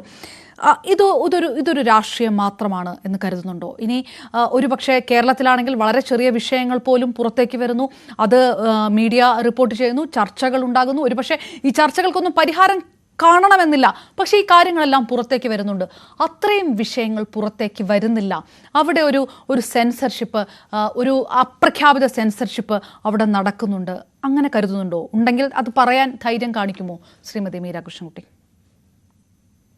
അത് നേരത്തെ പറഞ്ഞ മാതിരി നമ്മള് ഒരു വിഷയത്തിനെ പോളിറ്റൈസ് ചെയ്യുന്നുണ്ട്, രാഷ്ട്രീയവൽക്കരിക്കുന്നുണ്ട്. അതേസമയം ഒരു പുരുഷന് അങ്ങനെ ചെയ്യാം, ഒരു സ്ത്രീപീഡനം എളുപ്പത്തിൽ നടത്താം എന്നുള്ള ധൈര്യം, അല്ലെങ്കിൽ അതിനുള്ള ഒരു എന്താ പറയാ, ഒരു മനക്കട്ടി, അല്ലെങ്കിൽ അതിനുള്ള ഒരു ആർജവം ഉണ്ടാവണമെങ്കിൽ ഏതെങ്കിലും തരത്തിലുള്ള ഒരു സപ്പോർട്ട് ഇല്ലാതെ വരില്ല. ഒരു പെട്ടെന്ന് പോയി ചെയ്യുന്നത് ഇമ്പൾസീവ് ആയിട്ടുള്ള പീഡനം ഒന്നും അല്ല. ഇത് പ്ലാൻ ചെയ്തിട്ടുള്ള പീഡനം തന്നെ ആയിരിക്കണം. കാരണം അവിടെ വെളിച്ചം കുറവായിരിക്കും, CCTV ഉണ്ടാവില്ല, ക്യാമറ വർക്ക് ഉണ്ടാവില്ല എന്നുള്ള ബോധം ഉണ്ടായിരിക്കും ആ ഒരു വ്യക്തിയെ. പിന്നെ എന്തൊരു തെറ്റ് ചെയ്താലും രക്ഷപ്പെടാം, അതിനുള്ള പഴുതുണ്ടാക്കാൻ സാധിക്കും, അത്രയ്ക്കും ഒരു സ്വാധീനം ആ ഒരു ഭരണകക്ഷിയിൽ ഉണ്ട് എന്നുള്ളൊരു വിചാരവും ഉണ്ടാവും. ഇപ്പോ നേരത്തെ രാഹുൽ സർ പറഞ്ഞ മാതിരി നമ്മള് ആൺകുട്ടികളെ വേണം കുട്ടിക്കാലം മുതൽ തന്നെ ശിക്ഷണം ചെയ്ത് വീട്ടിൽ തന്നെ വേണം അത് പറഞ്ഞ് മനസ്സിലാക്കി കൊടുക്കാൻ ഈ പെൺകുട്ടികൾ എന്ന് പറയണത് വെറും ഉപഭോഗ വസ്തുക്കളല്ല. പക്ഷെ ഇതൊക്കെ നമ്മള് വളരെ ആദർശവൽക്കരിച്ച് ഇതൊക്കെ പറഞ്ഞതുകൊണ്ടൊന്നും കാര്യമില്ല. അവരിലൊരു ഭയം ഉണ്ടാവണം, അതുകൂടി വേണം. അവര് പിടിക്കപ്പെട്ടാൽ അവർക്ക് രക്ഷപ്പെടാൻ സാധിക്കില്ല എന്നുള്ളൊരു ഭയം അവരിലുണ്ടാവണം. ഇപ്പൊ DMK മിനിസ്റ്ററുടെ കൂടെ നിന്ന് ഫോട്ടോ എടുക്കുമെന്ന് പറയാണ്ട് അങ്ങനെയാണെന്നുണ്ടെങ്കിൽ അയാൾക്ക് അത്രയും ഒരു ധൈര്യം ഉണ്ടാവും. ഞാൻ ഏത് കേസിൽപ്പെട്ടാലും ഞാൻ രക്ഷപ്പെടും, എന്റെ കൂടെ നിൽക്കാൻ ഭരണകക്ഷിയിൽപ്പെട്ടവർ ഉണ്ടാവും എന്നുള്ളൊരു ധൈര്യം ഉണ്ടാവും. ഈ ഒരു ധൈര്യം അവരിൽ ഉണ്ടാവാതിരിക്കാൻ എന്താ ചെയ്യേണ്ടത്? ഒരു കണക്കിനും ഒരു തരത്തിലും ഗവൺമെന്റ് ഇത്തരക്കാരെ ഈ വക കാര്യങ്ങളിൽ യാതൊരു ഉപേക്ഷയും കൂടാതെ നിയമത്തിന്റെ ആ ഒരു വഴിയിൽ കൊണ്ടുവരണം, ശിക്ഷിക്കണം എന്ന് തന്നെയാണ് എനിക്ക് പറയാനുള്ളത്. അല്ലാതെ ഞെട്ടിപ്പിച്ച ഒരു സംഭവമായിരുന്നു അത്. ഈ പറഞ്ഞ മാതിരി കോളേജിന്റെ ഉള്ളിൽ ഇങ്ങനെ നടക്കുന്നുണ്ടെങ്കിൽ പുറത്ത് എങ്ങനെയൊക്കെ നടക്കാം. നേരത്തെ പറഞ്ഞ മാതിരി റിപ്പോർട്ടിംഗ് എത്രത്തോളം ഉണ്ട് നമുക്ക് പറയാൻ പറ്റില്ല. അപ്പൊ നടക്കുന്നുണ്ടാവാം. ഒരു പക്ഷേ ഈ കുട്ടി വിദ്യാഭ്യാസമുള്ള ഒരു പെൺകുട്ടിയാണ്, ധൈര്യമുണ്ട്, അതുകൊണ്ട് കംപ്ലൈന്റ് ചെയ്തിട്ടുണ്ടാവാൻ. ചിലർ മിണ്ടാതെയിരിക്കും ഈ വക കാര്യങ്ങൾ. കാരണം അവര് ഈ പാവപ്പെട്ട വീടുകളിൽ നിന്നൊക്കെ ആണെന്നുണ്ടെങ്കിൽ അവർക്ക് ഒരു കേസിന് പോകാൻ ഉള്ള ധൈര്യം ഉണ്ടാവില്ല. അവർക്ക് പേടിയുണ്ടാവും. അവരുടെ പേര് നശിക്കാന്നല്ലാതെ അതിനൊരു പരിഹാരം കാണാൻ സാധിക്കില്ല എന്നുള്ളത്. അപ്പൊ എന്താ വേണ്ടതെന്ന് വെച്ചാൽ സത്യത്തിൽ നിയമം വളരെ വളരെ വളരെ വളരെ കണിശമായി പാലിക്കപ്പെടണമെന്നാണ് ഞാൻ ശരിക്കും. ചെറിയൊരു സാങ്കേതിക വിഷയങ്ങൾ ശ്രീമതി മീര കൃഷ്ണൻകുട്ടിയുടെ ഇതുമായി പെട്ടെന്ന് ശരിയാക്കും എന്ന് ഞാൻ പ്രതീക്ഷിക്കുന്നു. ചെറിയൊരു സാങ്കേതിക വിഷയങ്ങൾ താങ്കൾക്ക് തിരികെത്താം. BJP നേതാവ് ശ്രീമതി പ്രമീള ദേവിയും നമുക്ക് ചേർന്നു. ശ്രീമതി പ്രമീള ദേവി, സ്ത്രീകൾക്കെതിരെയുള്ള അതിക്രമങ്ങൾ അത് ഇന്ത്യയിൽ എല്ലാ ഭാഗത്തും വളരെ ആശങ്കയുണർത്തുന്ന കാര്യമാണ്. അത് പോലീസിൽ ഉണ്ടാകുന്ന വീഴ്ച ഇപ്പോ കേൾക്കാമോ ശ്രീമതി പ്രമീള ദേവി? ഞാൻ ചോദിക്കുന്ന കേൾക്കാമോ? ചെറുതായിട്ട് കേൾക്കാം. ഓക്കെ, ഞാൻ ചോദിച്ചത് സ്ത്രീകൾക്കെതിരെയുള്ള അതിക്രമങ്ങൾ അത് ദേശീയ തലത്തിൽ തന്നെ എല്ലാ സംസ്ഥാനങ്ങളിലും ആശങ്ക ഉണർത്തുന്ന കാര്യമാണ്. പക്ഷേ തമിഴ്നാടുമായി ബന്ധപ്പെട്ട്, ചെന്നൈയുമായി ബന്ധപ്പെട്ട് എന്ത് വിഷയമുണ്ടാകുമ്പോഴും, ആ തരത്തിൽ വിഷയമുണ്ടാകുമ്പോഴും അത് DMKയുടെ തലപ്പത്തേക്ക് ആരോപിക്കുക, അവരുടെ നേരിട്ടുള്ള ബന്ധങ്ങൾ ഇതിനകത്തുണ്ട് എന്ന് ആരോപിക്കപ്പെടുക, MK സ്റ്റാലിനെയും ഉദയനിധി സ്റ്റാലിനെയും അടക്കമുള്ളവരെ ടാർഗറ്റ് ചെയ്തുകൊണ്ട് പ്രതിഷേധങ്ങൾ നടത്തുക, ഇത് BJP ഇന്ന് തുടങ്ങിയ കാര്യമല്ല. ഇത് കുറച്ച് മാസങ്ങളായിട്ട് BJP അവിടെ നടത്തിക്കൊണ്ടിരിക്കുന്ന വിഷയങ്ങളാണ്. ഈ വിഷയങ്ങളൊന്നും ഇല്ലാത്തതാണെന്ന് പറയുന്നില്ല, ഇതൊക്കെ അതിക്രൂരമായിട്ടുള്ള സംഭവങ്ങളുടെ പുറത്താണ്. പക്ഷേ അതിനെ രാഷ്ട്രീയവൽക്കരിക്കാനുള്ള ഒരു നീക്കം നടത്തുക, ദ്രാവിഡ രാഷ്ട്രീയം നടപ്പാക്കുന്ന ഒരു സംസ്ഥാനത്ത് സ്ത്രീകൾക്ക് സുരക്ഷയില്ല എന്ന് വരുത്തി തീർക്കാനുള്ള പ്രതിഷേധങ്ങൾ ഉണ്ടാക്കുക, അങ്ങനെ കൃത്യമായ ഒരു രാഷ്ട്രീയവൽക്കരണം മാത്രമാണ് BJP ഈ പ്രതിഷേധത്തിലൂടെ ഉദ്ദേശിക്കുന്നത്. അങ്ങനെയല്ലേ? ഇത് രാഷ്ട്രീയവൽക്കരണത്തിന്റെ വിഷയമല്ല. ദ്രാവിഡ രാഷ്ട്രീയത്തെ എതിർക്കുകയെന്നോ BJP ദക്ഷിണേന്ത്യയിൽ ബോധപൂർവം രാഷ്ട്രീയ പ്രശ്നങ്ങൾ ഉയർത്തുകയെന്നോ ഒന്നും അതിനെ നോക്കിക്കാണുന്നത് ശരിയല്ല. യഥാർത്ഥത്തിൽ നമ്മുടെ ശ്രീ പിണറായി വിജയന്റെ കേരളത്തിലും ശ്രീ MK സ്റ്റാലിന്റെ തമിഴ്നാട്ടിലും ഏതാണ്ട് സമാനമായ സാഹചര്യമല്ലേ നിലനിൽക്കുന്നത്? യോഗി ആദിത്യനാഥിന്റെ ഉത്തർപ്രദേശിലും അതാണ് ആദ്യം പറയേണ്ടത്. ഫസ്റ്റ് പറയേണ്ട സംസ്ഥാനം ഉത്തർപ്രദേശാണ്. സ്ത്രീകൾക്ക് നേരെ ഏറ്റവും കൂടുതൽ അതിക്രമങ്ങൾ ഉള്ളത് യോഗി ആദിത്യനാഥിന്റെ ഉത്തർപ്രദേശ് അല്ല.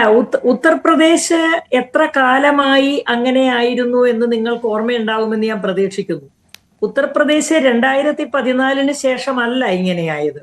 ഉത്തർപ്രദേശ് കാലാകാലങ്ങളായി, അതായത് അമേഠിയും റായ്ബറേലിയും ഉൾക്കൊള്ളുന്ന ഉത്തർപ്രദേശിൽ ജയിക്കുന്നവർ ഇന്ത്യ ഭരിക്കുമെന്ന് വിശ്വസിക്കപ്പെട്ടിരുന്ന സ്വാതന്ത്ര്യാനന്തര പ്രഭാതം മുതൽ ഉത്തർപ്രദേശ് അങ്ങനെയായിരുന്നു എന്ന് പറഞ്ഞാൽ പോരാ, ഇതിലേറെ ഭീഷണമായിരുന്നു.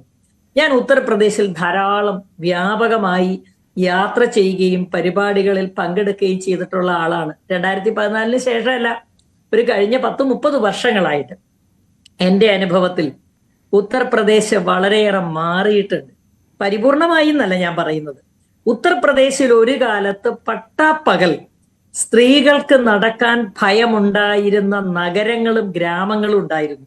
അതില്ലാന്ന് താങ്കൾക്ക് പറയാൻ പറ്റില്ല, കാരണം എൻ്റേത് ഫസ്റ്റ് പേഴ്സൺ എക്സ്പീരിയൻസ് ആണ്. അതുകൊണ്ട് പട്ടാപ്പകൽ സ്ത്രീകളും പെൺകുട്ടികളും നടക്കാൻ ഭയപ്പെട്ടിരുന്ന ഉത്തർപ്രദേശ് ഇന്ന് അതിൽ നിന്ന് ബഹുദൂരം പുരോഗമിച്ചിട്ടുണ്ട്. ഉത്തർപ്രദേശിൽ താങ്കൾ പറഞ്ഞേക്കാനിടയുള്ള ഈ പറഞ്ഞ JCB രാജെന്നോ അല്ലെങ്കിൽ ബുൾഡോസർ രാജെന്നോ ഒക്കെ പറയുന്നത് കൊണ്ടാവാം അല്ലെങ്കിൽ അതിശക്തനായ ഭരണാധികാരി ഉള്ളത് കൊണ്ടാവാം, എന്തു വന്നാലും ഉത്തർപ്രദേശിന് ഗണനീയമായ ഒരു മാറ്റം സ്ത്രീ സുരക്ഷാ മേഖലയിൽ ഉണ്ടായിട്ടുണ്ട്. അതിന്റെ അർത്ഥം ഉത്തർപ്രദേശ് പരിപൂർണ സുരക്ഷിത സ്ഥലമായി എന്നല്ല. അങ്ങനെ ഒരു സ്ഥലം ഭൂമുഖത്ത് വളരെ കുറച്ചേ ഉള്ളൂ എന്ന് നിങ്ങൾക്കും എനിക്കും അറിയാം. ഒരുപക്ഷെ സ്കാൻഡിനേവിയൻ രാജ്യങ്ങളിൽ വല്ലതും ഉണ്ടാവാം. അതൊഴികെ മറ്റൊരിടത്തും സ്ത്രീ സുരക്ഷ പൂർണ്ണമായി പാലിക്കപ്പെടുന്നില്ല.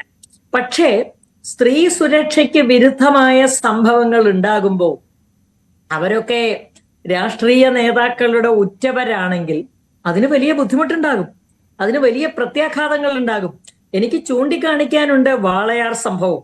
നേരിട്ടതിൽ ഇടപെട്ട ഒരു വ്യക്തി എന്ന നിലയ്ക്ക്, ആ അമ്മയ്ക്കൊപ്പം നടന്ന ഒരാളെന്നുള്ള നിലയ്ക്ക് എനിക്കറിയാം കുട്ടികളുടെ സുരക്ഷ ചുമതലയാക്കി മാറ്റിയിട്ടുള്ള ശിശുക്ഷേമ സമിതിയുടെ ജില്ലാ അധ്യക്ഷൻ ഉൾപ്പെടെ ഇടപെട്ട ഒരു കേസാണിത്.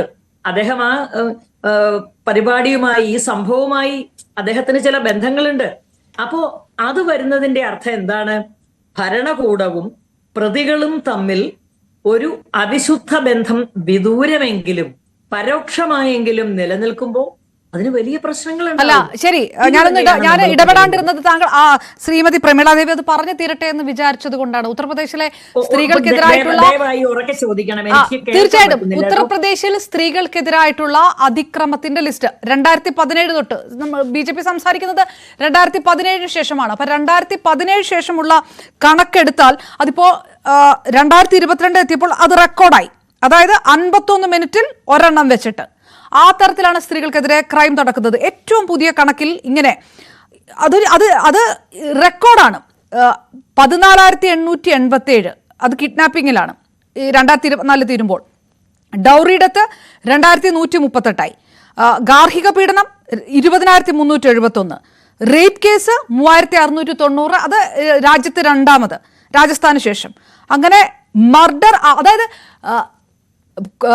ഗ്യാങ് റേപ്പിന് ശേഷം കൊലപാതകം നടക്കുന്നത് ഹയസ്റ്റ് നമ്പറാണ് രാജ്യത്ത്, 62. അതായത് ഇത് പറയാൻ തന്നെ പേടിക്കുന്ന തരത്തിലുള്ള ഒരു കണക്ക് നാഷണൽ ക്രൈം റെക്കോർഡ്സ് ബ്യൂറോ പറയുന്നത്. 2017 ശേഷം BJP പറയുന്നുണ്ട് പുറത്തൊക്കെ ഇറങ്ങി നടക്കാമെന്ന്, പക്ഷെ അതല്ല ഉണ്ടായിരിക്കുന്നത്. അതിനെ ഒരു സംസ്ഥാനത്തിന്റെ തലയിലാക്കണ്ട, അതിനെ അവിടെ ഭരിക്കുന്നവരുടെ ആക്കണ്ട. അതൊരു ജനറൽ വിഷയമാണ്. ആ തരത്തിൽ ആശങ്കയുണ്ട് എന്ന് നിങ്ങൾക്ക് തമിഴ്നാട്ടിൽ വരുമ്പോൾ BJPക്ക് തോന്നുന്നില്ല.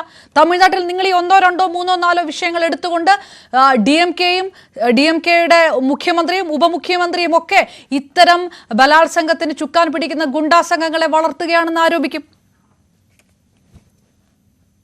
ഞാന് ക്ഷമാപണം, എനിക്ക് താങ്കളുടെ ചോദ്യം പൂർണ്ണമായി കേൾക്കാൻ കഴിയാത്തത് കൊണ്ട് എന്റെ മറുപടികള് ചിലപ്പോ ഒരു പൊട്ടന്റെ മാവേലേറ് മാതിരി തോന്നിയാൽ ക്ഷമിക്കുക. കാരണം ഞാൻ അവിടെ നിന്നും ഇവിടെ നിന്നും ഒക്കെ മാത്രമേ കേൾക്കുന്നുള്ളൂ. അതെന്റെ ഇവിടുത്തെ നെറ്റ്വർക്കിന്റെ പോരായ്മയൊക്കെ ആയിരിക്കാം.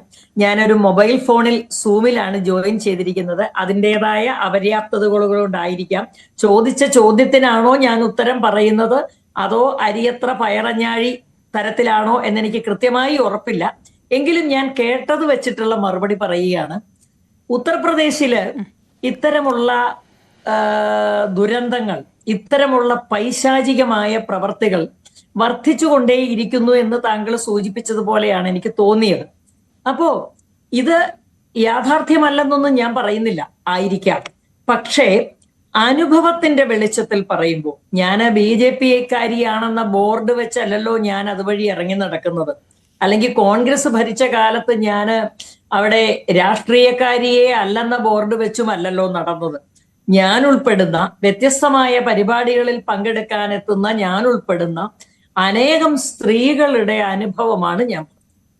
നമ്മൾ ഇറങ്ങി നടക്കുന്ന സമയത്ത്, ഒരു കാലത്ത് നമുക്ക് പകൽ സമയത്ത് UP-യിൽ പല കടകളിലും കയറാൻ ഭയമായിരുന്നു, പല സ്ഥലങ്ങളിലൂടെയും നടക്കാൻ ഭയമായിരുന്നു.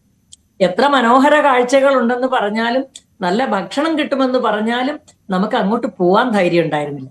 ഇന്ന് മാറിയ കാലാവസ്ഥയിലെ കാര്യം അതെന്റെ മാത്രം അനുഭവമല്ല, എന്നോടൊപ്പമുള്ള, ഞാൻ പോകുന്നത് ഏതെങ്കിലും പരിപാടികളുമായിട്ട് ബന്ധപ്പെട്ടായിരിക്കുമല്ലോ, ഞാൻ ഒറ്റയ്ക്ക് പേഴ്സണൽ യാത്രകൾക്ക് പോകുന്നതല്ല. അങ്ങനെ പോകുന്ന സന്ദർഭങ്ങളിൽ UP എത്ര മാറിയിരിക്കുന്നു, UP വളരെ മെച്ചപ്പെട്ടിരിക്കുന്നു എന്ന് പറയുന്നത് വിദേശ വനിതകൾ അടക്കമുള്ള, മിക്കപ്പോഴും എൻ്റെ ഒപ്പം ഉണ്ടാവുക വിദേശ വനിതകളായിരിക്കും. അവരുൾപ്പെടെയുള്ളവർ പറയുന്നു, നമ്മൾ നോക്കുമ്പോൾ 15 കൊല്ലം മുമ്പ് വന്ന സ്ഥലമല്ലല്ലോ ഇത്. 25 കൊല്ലം മുമ്പ് മുതൽ എൻ്റെ ഒപ്പം ഉണ്ടായിരുന്ന ഒരു അമേരിക്കക്കാരിയായ വനിത അന്നും ഇന്നും ഞങ്ങൾ ചെല്ലുമ്പോൾ it has changed a lot എന്ന് സമാധാനത്തോടെ പറയുന്നു. ഇതിന്റെ അർത്ഥം കണക്കുകൾ കള്ളം പറയുന്നു എന്നല്ല, ഞാൻ അങ്ങനെ പറഞ്ഞു എന്ന് താങ്കൾ ആരോപിക്കരുത്. പക്ഷേ ശ്രീമതി പ്രമീള ദേവി കേൾക്കുന്നുണ്ടോ എന്നറിയില്ല. അപ്പോഴും വെറുതെ ഒന്ന് ആ കയ്യിലുള്ള മൊബൈൽ ഇത് കഴിഞ്ഞിട്ട് വെറുതെ ഒന്ന് സെർച്ച് അടിച്ചാൽ നിങ്ങൾക്ക് UP എന്ന് ഒപ്പം റേപ്പ് എന്നടിച്ചാൽ ഏറ്റവും പുതുതായിട്ട് കാണുന്നത് 8 വയസ്സുള്ള ഒരു കുട്ടിയെ റേപ്പ് ചെയ്ത് തലക്കടിച്ചു കൊന്ന. എനിക്ക് ക്ഷമിക്കണം, എനിക്ക് ചോദ്യം കേൾക്കാൻ പറ്റുന്നില്ല. ഞാൻ പറഞ്ഞല്ലോ, ഒരുപക്ഷെ താങ്കൾ ഇതൊന്നും ആയിരിക്കില്ല ചോദിച്ചത്. ഞാൻ ചോദ്യത്തിന്റെ ഉത്തരമല്ല പറഞ്ഞതെന്നാവും താങ്കൾ പറയുന്നത്. എനിക്ക് റിസപ്ഷൻ വളരെ കുറവായതുകൊണ്ട് താങ്കളുടെ ചോദ്യത്തിനായിരിക്കില്ല ഞാൻ ഉത്തരം പറയുന്നത്. സ്റ്റിൽ ഞാൻ മനസ്സിലാക്കിയത് വെച്ചിട്ടുള്ള മറുപടിയാണ്. ഇല്ല അല്ല ശരി, PCR ഒന്ന് ഡിസ്കണക്ട് ചെയ്ത് ഒന്നുകൂടെ കണക്ട് ചെയ്താലും ചോദിച്ച ചോദ്യത്തിന് തന്നെയാണ് ശ്രീമതി പ്രമീള ദേവി ഉത്തരം പറയുന്നത്. പക്ഷെ എനിക്ക് വീണ്ടും അതുമായി ബന്ധപ്പെട്ട ഒരു ചോദ്യം ചോദിക്കുകയാണെങ്കിൽ കുറച്ചും കൂടെ കേൾക്കേണ്ട ആവശ്യമുണ്ട്. ഞാൻ ആ ടെക്നിക്കൽ ഫോൾട്ട് പരിഹരിക്കാൻ കഴിയുമെന്ന് വിചാരിക്കുന്നു. ഞാൻ രാഹുലിലേക്ക് തിരിച്ചു വരാം. രാഹുൽ, വിഷയം ചെന്നൈയാണ്, പക്ഷേ അത് ജനറലൈസ് ാനും ഇഷ്ടപ്പെടുന്നില്ല. എങ്കിൽ പോലും ഇതിനകത്ത് രാഷ്ട്രീയമുണ്ട്, അതുകൊണ്ട് വലിയ തരത്തിലുള്ള പ്രതിഷേധം ഉണ്ടാകുന്നു എന്നുള്ള ഒരു പൊളിറ്റിക്കൽ പോയിന്റ് ഇവിടെ വെക്കാൻ ഞാൻ ഉദ്ദേശിക്കുന്നുണ്ട്. അതിന് ഉത്തർപ്രദേശിനെ എടുത്തുകൊണ്ടാണ് നമുക്ക് ആ കമ്പാരിസൺ നടത്തേണ്ടി വരുന്നതെങ്കിൽ അങ്ങനെ, അല്ലാതെ നേരത്തെ ശ്രീമതി പ്രമീള ദേവി പറഞ്ഞതുപോലെ പുറത്തിറങ്ങി നടക്കാൻ ഭയമില്ലാത്ത ഒരു സ്ഥലമായി UP മാറി എന്ന് പറയുമ്പോൾ ഇപ്പോൾ ഇവിടെ ഇരിക്കുന്ന ഈ പാനലിരിക്കുന്ന ഒട്ടുമിക്ക സ്ത്രീകളും ആ തരത്തിൽ തന്നെയാണ് ചെന്നൈ എന്നുള്ളൊരു നഗരത്തെയും കാണുന്നത്. ഒറ്റയ്ക്ക് പോകാൻ മടിയില്ലാത്ത, പേടിയില്ലാത്ത ഒരു നഗരമായിട്ട് കാണുന്നത്. ഹാറ്റ്സ് ഓഫ് ടു ആ ഭരിച്ച സർക്കാരുകൾക്കെല്ലാം അതിനുള്ള ക്രെഡിറ്റ് ഉണ്ട്. അപ്പോഴും അങ്ങനെയല്ല, ഇത് വലിയ തരത്തിൽ യെസ് അങ്ങനെയല്ല. ഇതിന്റെ പ്രശ്നം, ഇതിന്റെ ഒരു കാര്യം ഇത്, ചെന്നൈയിൽ ഒരു സ്ത്രീ റേപ്പ് ചെയ്യപ്പെട്ടാലും UP റേപ്പ് ചെയ്യപ്പെട്ടാലും ഇന്ത്യയിലോ അമേരിക്കയിലോ UAE റേപ്പ് ചെയ്യപ്പെട്ടാലും ഒരു സ്ത്രീയുടെ റേപ്പാണ്, ഒരു മനുഷ്യർ അല്ലെങ്കിൽ ഒരു ഹ്യൂമൻ ബീയിങ്ങിൻ്റെ അസോൾട്ടാണ്, എന്താ പറയണേ, ഒരു വ്യക്തിക്കെതിരെയുള്ള ഒരു ക്രിമിനൽ അസോൾട്ടാണ് അവിടെ നടക്കുന്നത്, അല്ലെങ്കിൽ ക്രിമിനൽ ആൻഡ് സെക്ഷൽ അസോൾട്ടാണ്. നമ്മൾ പറയുമ്പോൾ നെറേറ്റീവുകൾ വരുമ്പോൾ അങ്ങോട്ടും ഇങ്ങോട്ടും പറയാറുണ്ട്. UPയും ചില കാര്യങ്ങളിൽ നന്നായിട്ടുണ്ട്, ചില കാര്യങ്ങളിൽ ഇനിയും നന്നാവാനുണ്ട്. ഒരു പോസിറ്റീവ് അപ്രോച്ച് ഒക്കെ ഉണ്ടെങ്കിൽ നല്ലതാണ്. ഞാൻ UPയിൽ അവിടെയൊക്കെ Kasturba Gandhi English medium schools ഉണ്ട്. UPയിൽ ഒരുപാട് ഈ Kasturba Gandhi English medium schools പെൺകുട്ടികളുടെ വിദ്യാഭ്യാസം, എഡ്യൂക്കേഷനൊക്കെ ചെലവഴിക്കുന്നുണ്ട്. ഞാൻ അവിടെ അഡീഷണൽ ചീഫ് സെക്രട്ടറിയോട് പറഞ്ഞു, ഞാൻ കേരളത്തിലൊക്കെ ഇരിക്കുമ്പോഴോ നാഷണൽ മീഡിയയിലോ ഈ കാര്യങ്ങളൊന്നും അറിയുന്നില്ല, അതായത് നിങ്ങൾ ഇത്രയും ഇതിൽ എഫേർട്ട് എടുക്കുന്നുണ്ടെന്ന് അറിയുന്നില്ല. അപ്പോൾ പേര് പറയുന്നില്ല, അവിടുത്തെ അഡീഷണൽ ചീഫ് സെക്രട്ടറി എന്നോട് പറഞ്ഞതാണ്, നമ്മുടെ ആൾക്കാർക്കും ഇതിനെ അറിയാൻ താല്പര്യമില്ല, നമ്മുടെ എതിരാളികൾക്കും ഇതിനെക്കുറിച്ച് പറയാൻ താല്പര്യമില്ല. അതായത് നമ്മുടെ ആൾക്കാരെന്ന് പുള്ളി ഉദ്ദേശിച്ചത് BJP അടക്കമുള്ള ആൾക്കാർക്ക് അവിടെ ഈ അമ്പലംപള്ളി പ്രശ്നങ്ങളിൽ മാത്രമേ താല്പര്യമുള്ളൂ. എന്നാൽ എതിരാളികൾ ഇത് വിമർശിക്കാനാണെങ്കിൽ പോലും ഹൈലൈറ്റും മറ്റും ചെയ്യുന്നില്ല. അതുകൊണ്ട് UP ചെയ്യുന്ന നല്ല കാര്യങ്ങൾ പലപ്പോഴും ഡൗൺ പ്ലേഡ് ആയി പോവുകയാണെന്ന് അവിടുത്തെ അഡീഷണൽ ചീഫ് സെക്രട്ടറി എന്നോട് വ്യക്തിപരമായി പറഞ്ഞത് എനിക്കിന്നും ഞാനൊരു കൗതുകത്തോടെയും അത്ഭുതത്തോടെയും കേട്ടു. കുറേ കാര്യങ്ങൾ നന്നായിട്ടുണ്ട്, പക്ഷേ അവിടെ എന്താ പറയണേ, നമ്മുടെ അവിടെ ഒരു അനീതി നടന്നാൽ ആ അനീതി തന്നെയാണ് ഏറ്റവും പ്രാധാന്യം നമ്മൾ കൊടുക്കേണ്ടെന്ന കാര്യത്തിൽ സംശയമില്ല. അവിടെയാണ് എനിക്ക് തോന്നുന്നു വേൾഡിലെ സ്റ്റാറ്റിസ്റ്റിക്സ് നമ്മൾ എടുത്താൽ ഖത്തർ, UAE പോലുള്ള സ്ഥലങ്ങൾ, UAE ഒക്കെ ഏറ്റവും safest place in the world ആണെന്ന് വ്യത്യസ്ത മെട്രിക്സ് വെച്ചും യാർഡ് സ്റ്റിക്സ് വെച്ചും ഒക്കെ പറയാറ്. കാര്യം അപ്പോൾ എനിക്ക് തോന്നുന്നു അവിടുത്തെ പ്രധാന UAE ഭരണാധികാരിയുടെ ഒരു സ്റ്റേറ്റ്മെന്റും ഉണ്ട്, നിങ്ങൾക്ക് ഏത് നിമിഷവും രാത്രി ഇറങ്ങി നടക്കാം, കാര്യം നിങ്ങൾ UAE-ലാണ്, സേഫാണ്. കമ്പാരിറ്റീവ്ലി ക്രൈം കുറവാണ്, നമ്മളെക്കാട്ടി ചെറിയ രാജ്യമാണ്, നമ്മളെക്കാട്ടി റിസോഴ്സ് കൂടുതലുണ്ട്, അവർക്ക് സയൻസ് ആൻഡ് ടെക്നോളജി ബെറ്റർ ആണ്, അവർക്ക് വെസ്റ്റിൻ്റെയും US-ൻ്റെയും ഒക്കെ സഹായം ലഭിക്കുന്നു, അതൊക്കെ കാണാം, ഇല്ലെന്ന് പറയുന്നില്ല. അപ്പം നമുക്ക് ആ രീതിയിലുള്ളൊരു മോഡൽ വേണം. എല്ലാ സ്ഥലത്തും ലൈറ്റിംഗ് വേണം, എല്ലാ സ്ഥലത്തും CCTV-യോ അല്ലെങ്കിൽ CCTV ഉണ്ടെന്ന ഭയമോ മറ്റു കാര്യങ്ങളോ വേണം. ആൾക്കാർക്ക് ഏതെങ്കിലും രീതിയിൽ സേഫ്റ്റി ബട്ടൺസോ, പെട്ടെന്ന് ഒരു സ്ത്രീക്ക് ആ സേഫ്റ്റി ബട്ടൺ ഞെക്കാമെങ്കിൽ അതിന് അവർക്ക് സുരക്ഷ എത്താൻ കഴിയുന്ന രീതിയിലുള്ള കാര്യങ്ങൾ വേണം, സർവൈലൻസ് വേണം, ഒരുപാട് ഈ മൂവ്മെന്റ് വേണം. അങ്ങനെ ഒരുപാട് കാര്യങ്ങൾ നമുക്ക് ചെയ്യാം. അങ്ങനെ ചെയ്യാതെ എൻ്റെ റേപ്പും നിന്റെ റേപ്പും, അതായത് ഇത് കാണുമ്പോൾ എനിക്ക് ഓർമ്മ വരുന്നത് നമ്മുടെ മാമുക്കോയ സന്ദേശത്തിൽ പറയുന്ന വളരെ അർത്ഥഗർഭമായ ഒരു ഡയലോഗ് ഉണ്ട്. അതായത് ഇത് നിങ്ങളുടെ ശവമാണെന്ന് എതിർ പാർട്ടിയും ഞങ്ങളുടെ ശവമാണെന്ന് മാമുക്കോയും പറയും. അപ്പൊ സൈഡിൽ നിൽക്കുന്ന പേര് പോലും അറിയാത്തൊരു പോലീസുകാരൻ പറയും, ഇത് നിങ്ങളുടെ രണ്ടുപേരുടെ ശവമല്ല, ഇത് മരിച്ച ആളുടെ ശവമാണ്. വളരെ ദാർശനികമായ തലങ്ങളുള്ള ശ്രീ ശ്രീനിവാസൻ എഴുതിയ ഗംഭീരമായ സാധനമാണ്. ഇത് നിങ്ങളുടെ ശവമല്ല, അവരുടെ ശവമല്ല, ഇത് മരിച്ച ആളുടെ ശവമാണ്. അപ്പം മരിച്ചവരുടെ പേരിൽ രാഷ്ട്രീയ പാർട്ടികളാവുമ്പോൾ ഞാൻ ഏതെങ്കിലും ഒരു ഒഫീഷ്യൽ പാർട്ടിയുടെ സ്പോക്സ് പേഴ്സണായി നിൽക്കുകയാണെങ്കിൽ ഞാൻ ഉടനെ കണക്കെടുത്ത് പറയും UP-യിൽ റേപ്പ് കുറവാണ്, അല്ലെങ്കിൽ കേരളത്തിൽ റേപ്പ് കുറവാണ്, അല്ലെങ്കിൽ തമിഴ്നാട്ടിൽ റേപ്പ് കുറവാണ്. നമ്മൾ അങ്ങനെ ന്യായീകരിക്കാൻ നോക്കും, നമ്മൾ നമ്മുടെ പാർട്ടിയെ ഡിഫെൻഡ് ചെയ്യാൻ നോക്കും. അതിലൊരു തെറ്റുമില്ല. ഒരു രാഷ്ട്രീയക്കാരെ നമ്മൾ വിളിക്കുന്ന ആ പാർട്ടിയുടെ നിലപാട് അറിയാനാണ്. എന്നാൽ തമിഴ്നാട്ടിൽ കുറെ കൂടെ put them to task, take them to task എന്ന് പറയുന്ന ഒരു കാര്യം വേണം. കാര്യം മഹാനായ തന്തൈ പെരിയാർ അടക്കമുള്ളവർ ഒരുപാട് ലെഗസിയിലാണ് ഈ മൂവ്മെന്റ്സ് വരുന്നത്. മഹാത്മാഗാന്ധി അടക്കം ഈ സ്ത്രീകൾക്ക് ബുദ്ധിമുട്ട് നേരിട്ട് ആൽക്കഹോൾ കൊണ്ട് ബുദ്ധിമുട്ട് നേരിടുന്നതുകൊണ്ടാണ് പെരിയാർ രാമസ്വാമി നായ്ക്കരുടെ ക്യാമ്പയിൻ മഹാത്മാഗാന്ധി ഏറ്റെടുക്കുന്നത്. അതായത് ഒരുപാട് ചാരായം അല്ലെങ്കിൽ ആൽക്കഹോൾ കുടിച്ച് സ്ത്രീകൾക്ക് ബുദ്ധിമുട്ടുണ്ടാകുന്നു. ഈ ക്യാമ്പയിൻ ഇൻസ്പയർഡ് ആകുന്ന പോലും തമിഴ്നാട്ടിൽ നിന്നും അല്ലെങ്കിൽ രാമസ്വാമി നായ്ക്കറിൽ നിന്നും ഒക്കെയാണ്. എന്നും അന്നത്തെ കാലം, ഇന്ന് പോലുമല്ല, 10-70 വർഷങ്ങൾക്ക് മുമ്പ് സ്ത്രീപക്ഷ നിലപാടുകൾ ശക്തമായി ഉയർത്തി അത്തരം കാര്യങ്ങൾ മുമ്പോട്ട് വന്ന ഒരു ലെഗസി അവർക്കുണ്ട്. രണ്ട്, ദ്രാവിഡ രാഷ്ട്രീയത്തെക്കുറിച്ച് ഒരു വരി കൂടി. ഇന്ത്യയിൽ സംസ്കൃതത്തെക്കാൾ പഴയ ഭാഷ തമിഴാണ് എന്ന് ആദ്യമായി ദേശീയ തലത്തിൽ ഉറക്കെ പറഞ്ഞ 5 പ്രാവശ്യം പറഞ്ഞ ഒരു പ്രധാനമന്ത്രി ശ്രീ നരേന്ദ്രമോദിയാണ്. ഞാനൊക്കെ ജനിക്കുമ്പോൾ ഞങ്ങളെല്ലാം കേട്ട് വളരുന്നത് ഈ ലോകത്തിലെ ഏറ്റവും പ്രാചീന ഭാഷ സംസ്കൃതമാണെന്നാണ്. അങ്ങനെയല്ല, ലോകത്തിലെ ഏറ്റവും പ്രാചീന ഭാഷ, ഇന്ത്യയിലെ ഏറ്റവും പ്രാചീന ഭാഷ തമിഴാണെന്ന് വിവേകാനന്ദ സ്വാമിയൊക്കെ മുമ്പ് സൂചിപ്പിച്ചിട്ടുണ്ട്. നമ്മുടെ ശ്രീനാരായണ ഗുരുദേവൻ സൂചിപ്പിക്കുന്നുണ്ട്. ഇതിന്റെ പിന്നിൽ ഒരു രാഷ്ട്രീയവും ജാതി സമുദായ ചോദ്യവും ഉണ്ട്. അതാണ് അതിനെ ക്രിട്ടിക്കൽ ആക്കുന്നത്. അപ്പോൾ തമിഴാണ് സംസ്കൃതത്തെക്കാൾ പഴയതെന്ന് പറയുന്ന ഒരു പ്രധാനമന്ത്രി കൂടെയുണ്ട്. അപ്പോൾ ഇതിലെ ദ്രാവിഡ രാഷ്ട്രീയവും നോർത്ത് ഇന്ത്യൻ രാഷ്ട്രീയവും വെക്കാതെ ഘടനാപരമായി നമുക്ക് എന്ത് ചെയ്യാം? CCTVകൾ, ജെൻഡർ സെൻസിറ്റൈസേഷൻ. എനിക്കറിയില്ല കേരളത്തിലെങ്കിലും നടക്കുന്നുണ്ടോ എനിക്ക് സംശയമുണ്ട്. എത്രമാത്രം ജെൻഡർ സെൻസിറ്റൈസേഷൻ സെഷൻസ് ഉണ്ട്, അതിനൊരു സിലബസ് ഉണ്ട്, അത് എൻഫോഴ്സ്ഡ് കരിക്കുലത്തിന്റെ ഭാഗമാണോ എന്നൊക്കെ എനിക്ക് സംശയമുണ്ട്. അപ്പോൾ ഇത്തരം കാര്യങ്ങൾ നമുക്ക് ചെയ്യാൻ നിൽക്കുമ്പോൾ ചെയ്യാതെ കുറ്റം പറയുന്നതിലൂടെ നമ്മൾ ഒന്നും നേടുന്നില്ല. പകരം എല്ലാവരെയും കൂട്ടി പോസിറ്റീവായ ഒരു ഫോർവേഡ് ലുക്കിംഗ് ആക്ഷൻ എടുക്കാൻ നമുക്ക് കഴിയണം. അതിനുവേണ്ടിയുള്ള ഒരു നിലപാട് തന്നെ ആകട്ടെ ഇത്തരം കാര്യങ്ങൾ.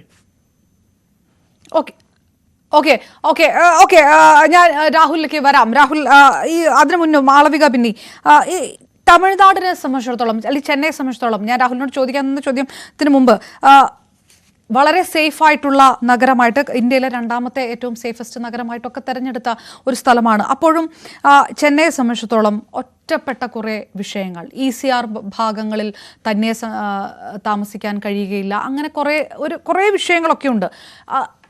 അതായത് ചെന്നൈ നഗരത്തിൽ പോകുമ്പോൾ അത്തരം പ്രിക്കോഷൻസ് എടുക്കേണ്ട ഒരു സാഹചര്യം, അത് ഒരു പക്ഷേ ട്രാവൽ സൈറ്റുകളിൽ പോലും ചിലപ്പോഴൊക്കെ പറയപ്പെടാറുണ്ട്.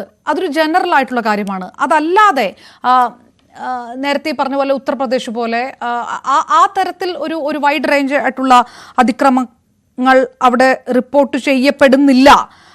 വളരെ പെട്ടെന്ന് ഒരു തെരഞ്ഞെടുപ്പിലേക്ക് കടക്കുകയാണ് ചെന്നൈ. അതുകൊണ്ട് സ്വാഭാവികമായിട്ടും DMK സർക്കാരിനെ സംബന്ധിച്ചിടത്തോളം മുന്നിലുള്ള പല കടമ്പകൾക്ക് പുറമെ ഇങ്ങനെ ഒരു വിഷയം മുന്നോട്ട് വയ്ക്കുക, സ്ത്രീകൾക്കെതിരായിട്ടുള്ള എല്ലാ കേസുകളും സർക്കാർ സ്വാധീനത്താൽ അട്ടിമറിക്കപ്പെടുകയാണ് എന്നുള്ളൊരു ആരോപണം ഉന്നയിക്കപ്പെടുക, അത് വളരെ ചെറിയ മൈനർ റേപ്പുകൾ അടക്കമുള്ള വിഷയങ്ങളിലെല്ലാം ഈ തരത്തിലുള്ള ആരോപണങ്ങൾ BJP ഉന്നയിച്ചിട്ടുണ്ട്. അതായത് 2, 3, 4 കേസുകളാണ് പുറത്തേക്ക് വരുന്നതെങ്കിൽ പോലും അത് വലിയ തരത്തിൽ ഒരു ഭരണകൂടത്തെ ആക്രമിക്കുന്ന രീതിയിലേക്ക് കൊണ്ടുപോവുക, അങ്ങനെ ഒരു രാഷ്ട്രീയ വിഷയമാണ് നടക്കുന്നത്. അങ്ങനെ തോന്നുന്നുണ്ടോ? അല്ല, അത് ഇവിടെ സ്ഥിരമായിട്ട് രാഷ്ട്രീയ പാർട്ടികൾ യൂസ് ചെയ്തുകൊണ്ടിരിക്കുന്ന ആയുധം തന്നെയാണല്ലോ. നമ്മളിതിനെ ജെൻഡർ വാഷിംഗ് എന്നാണ് പറയുന്നത്. അതായത് മറ്റു കാര്യങ്ങളിൽ നിന്നെല്ലാം ഡിസ്ട്രാക്ട് ചെയ്യാൻ വേണ്ടി ജെൻഡർ വിഷയങ്ങൾ ഉന്നയിക്കുക എന്നുള്ളത്. അതിന് പർട്ടിക്കുലർലി യൂസ് ചെയ്യുന്നത് ഇതുപോലെ സ്ത്രീകൾക്കെതിരെയുള്ള ലൈംഗിക അതിക്രമങ്ങൾ തന്നെയാണ്. അത് പല പാർട്ടികൾ പല സമയത്ത് ഇത് രാഷ്ട്രീയ ആയുധമായിട്ട് ഉപയോഗിക്കുകയും ഭരണത്തിൽ വന്ന് കഴിയുമ്പോൾ അത് പൂർണ്ണമായിട്ട് മറന്നു പോകുകയും ചെയ്യുന്നത് നമുക്ക് കാണാമായിരുന്നു. ഇപ്പൊ നിർഭയയുടെ കാര്യം നമ്മൾ കണ്ടിട്ടുണ്ട്, ഹത്രാസിന്റെ കാര്യം കണ്ടിട്ടുണ്ട്. ഇതെല്ലാം രാഷ്ട്രീയ പാർട്ടികൾക്ക് ഇത് ആയുധമാക്കുന്നതാണ്. ചെന്നൈ ഇപ്പോഴും ക്രൈം റേറ്റ്, സ്ത്രീകൾക്ക് എതിരെയുള്ള ക്രൈം റേറ്റ് വളരെ കുറഞ്ഞ ഒരു സ്ഥലമാണ്. ഇത് പർട്ടിക്കുലർലി കേരളത്തിൽ നമ്മൾ ചർച്ച ചെയ്യുമ്പോൾ ഇതൊരിക്കലും ഇവിടെ നിന്ന് കുട്ടികൾ ചെന്നൈയിൽ പഠിക്കാൻ പോകുന്നതിന് ഒരു ഡിറ്ററന്റ് ആയി മാറരുത് എന്ന് ആഗ്രഹിക്കുന്ന ഒരു എഡ്യൂക്കേറ്ററും കൂടെയാണ് ഞാൻ. കാരണം ഇപ്പോഴും നമുക്ക് വളരെ സേഫ് ആയിട്ട് നമ്മുടെ കുട്ടികളെ അയക്കാൻ പറ്റുന്ന ചില സിറ്റികളിൽ ഒന്നാണ് ചെന്നൈ, മറ്റൊരു സ്ഥലമാണ് ബാംഗ്ലൂർ. ആ മൊബിലിറ്റി, ഈ ഒരു ഫിയർ സൈക്കോസിസ് ഭയങ്കരമായിട്ടുള്ള പാരന്റ്സ് ഉള്ള ഒരു സ്ഥലമാണ് നമ്മുടെ ഇവിടെ. അതുകൊണ്ട് തന്നെ പെൺകുട്ടികൾ വെളിയിൽ പഠിക്കാൻ വിടുന്ന തന്നെ വലിയ ഉത്കണ്ഠയോടെ കാണുന്ന ഒരു സമൂഹം കൂടിയാണ്. അതിനൊന്നും ഇത് ഇടയാക്കരുത്. ഇതൊരു 1 ഓഫ് കേസ് ആയിട്ട് തന്നെ പരിഗണിക്കണം. പക്ഷെ 1 ഓഫ് കേസ് ആയിരിക്കുമ്പോൾ തന്നെ വളരെ കൃത്യമായിട്ടുള്ള ആക്ഷൻ ഇതിന് എതിരെ എടുക്കുകയും ഇതൊരു വലിയ വാർണിംഗ് സിമ്പിൾ ആയിട്ട്, അത് ചെന്നൈയുടെ മാത്രമല്ല കേരളത്തിന്റെ കാര്യത്തിലും സൗത്ത് ഇന്ത്യയുടെ കാര്യത്തിലും ഒരു വാർണിംഗ് സിമ്പിൾ ആയിട്ട് തന്നെ എടുക്കണം. ഇതിന് വളരെ നമുക്ക് അതിന് പോംവഴികൾ കണ്ടെത്താൻ പറ്റും. ഇപ്പൊ NIRF റാങ്കിങ് എന്നൊക്കെ പറഞ്ഞ ഹയർ എഡ്യൂക്കേഷൻ സിസ്റ്റത്തിൽ ഉള്ള കാര്യമാണ്. അതിൽ പ്രയോറിറ്റി നമ്പർ 1 ആക്കണം.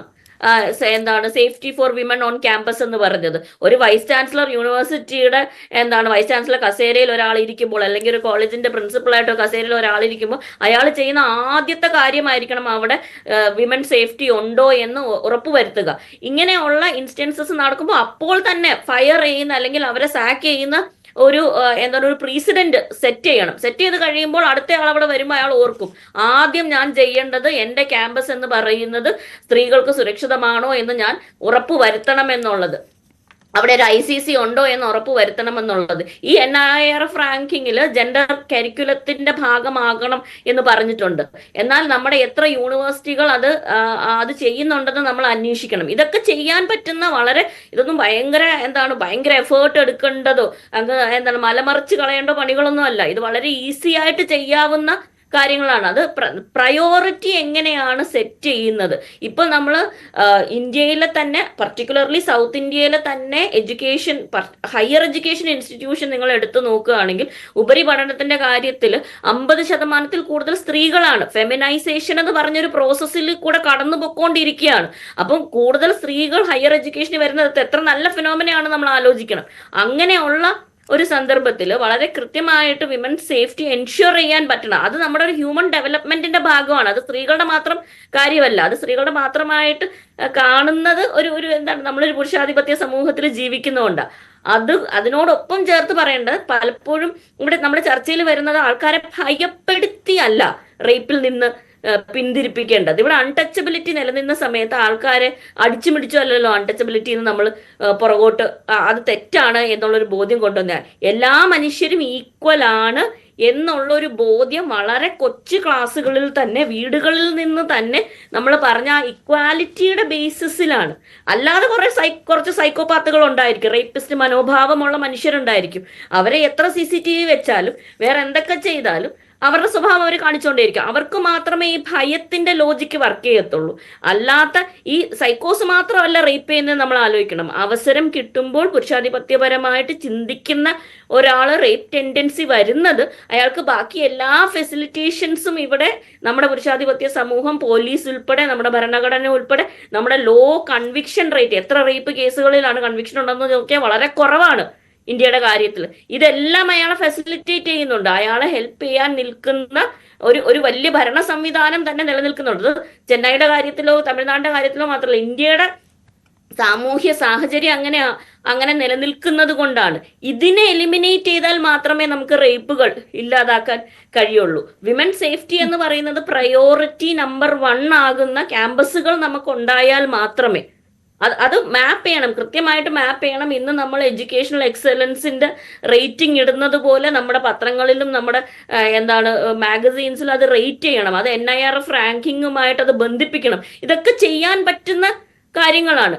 സെക്ഷൽ ഒഫൻഡേഴ്സിന്റെ ഒരു രജിസ്ട്രി കീപ്പ് ചെയ്യണം. അവരെ ഒരു ക്യാമ്പസിന്റെ 5 കിലോമീറ്റർ റേഡിയസിൽ ഒരു കട തുറക്കാനോ അല്ലെങ്കിൽ മറ്റ് സ്ഥാപനങ്ങൾ തുറക്കാനോ അനുവദിക്കരുത്. അവർക്കൊരു ലൈസൻസ് കൊടുക്കാൻ പോകുമ്പോൾ ഇത് ചെക്ക് ചെയ്യണം. ഇത് സ്കൂളിന്റെയോ കോളേജിന്റെയോ 5 കിലോമീറ്റർ റേഡിയസിൽ ഒരു രജിസ്റ്റേർഡ് സെക്ഷൽ ഒഫൻഡർ ഒരു കട തുറക്കുകയാണെങ്കിൽ അത് അവിടെ അനുവദിക്കാതിരിക്കണം.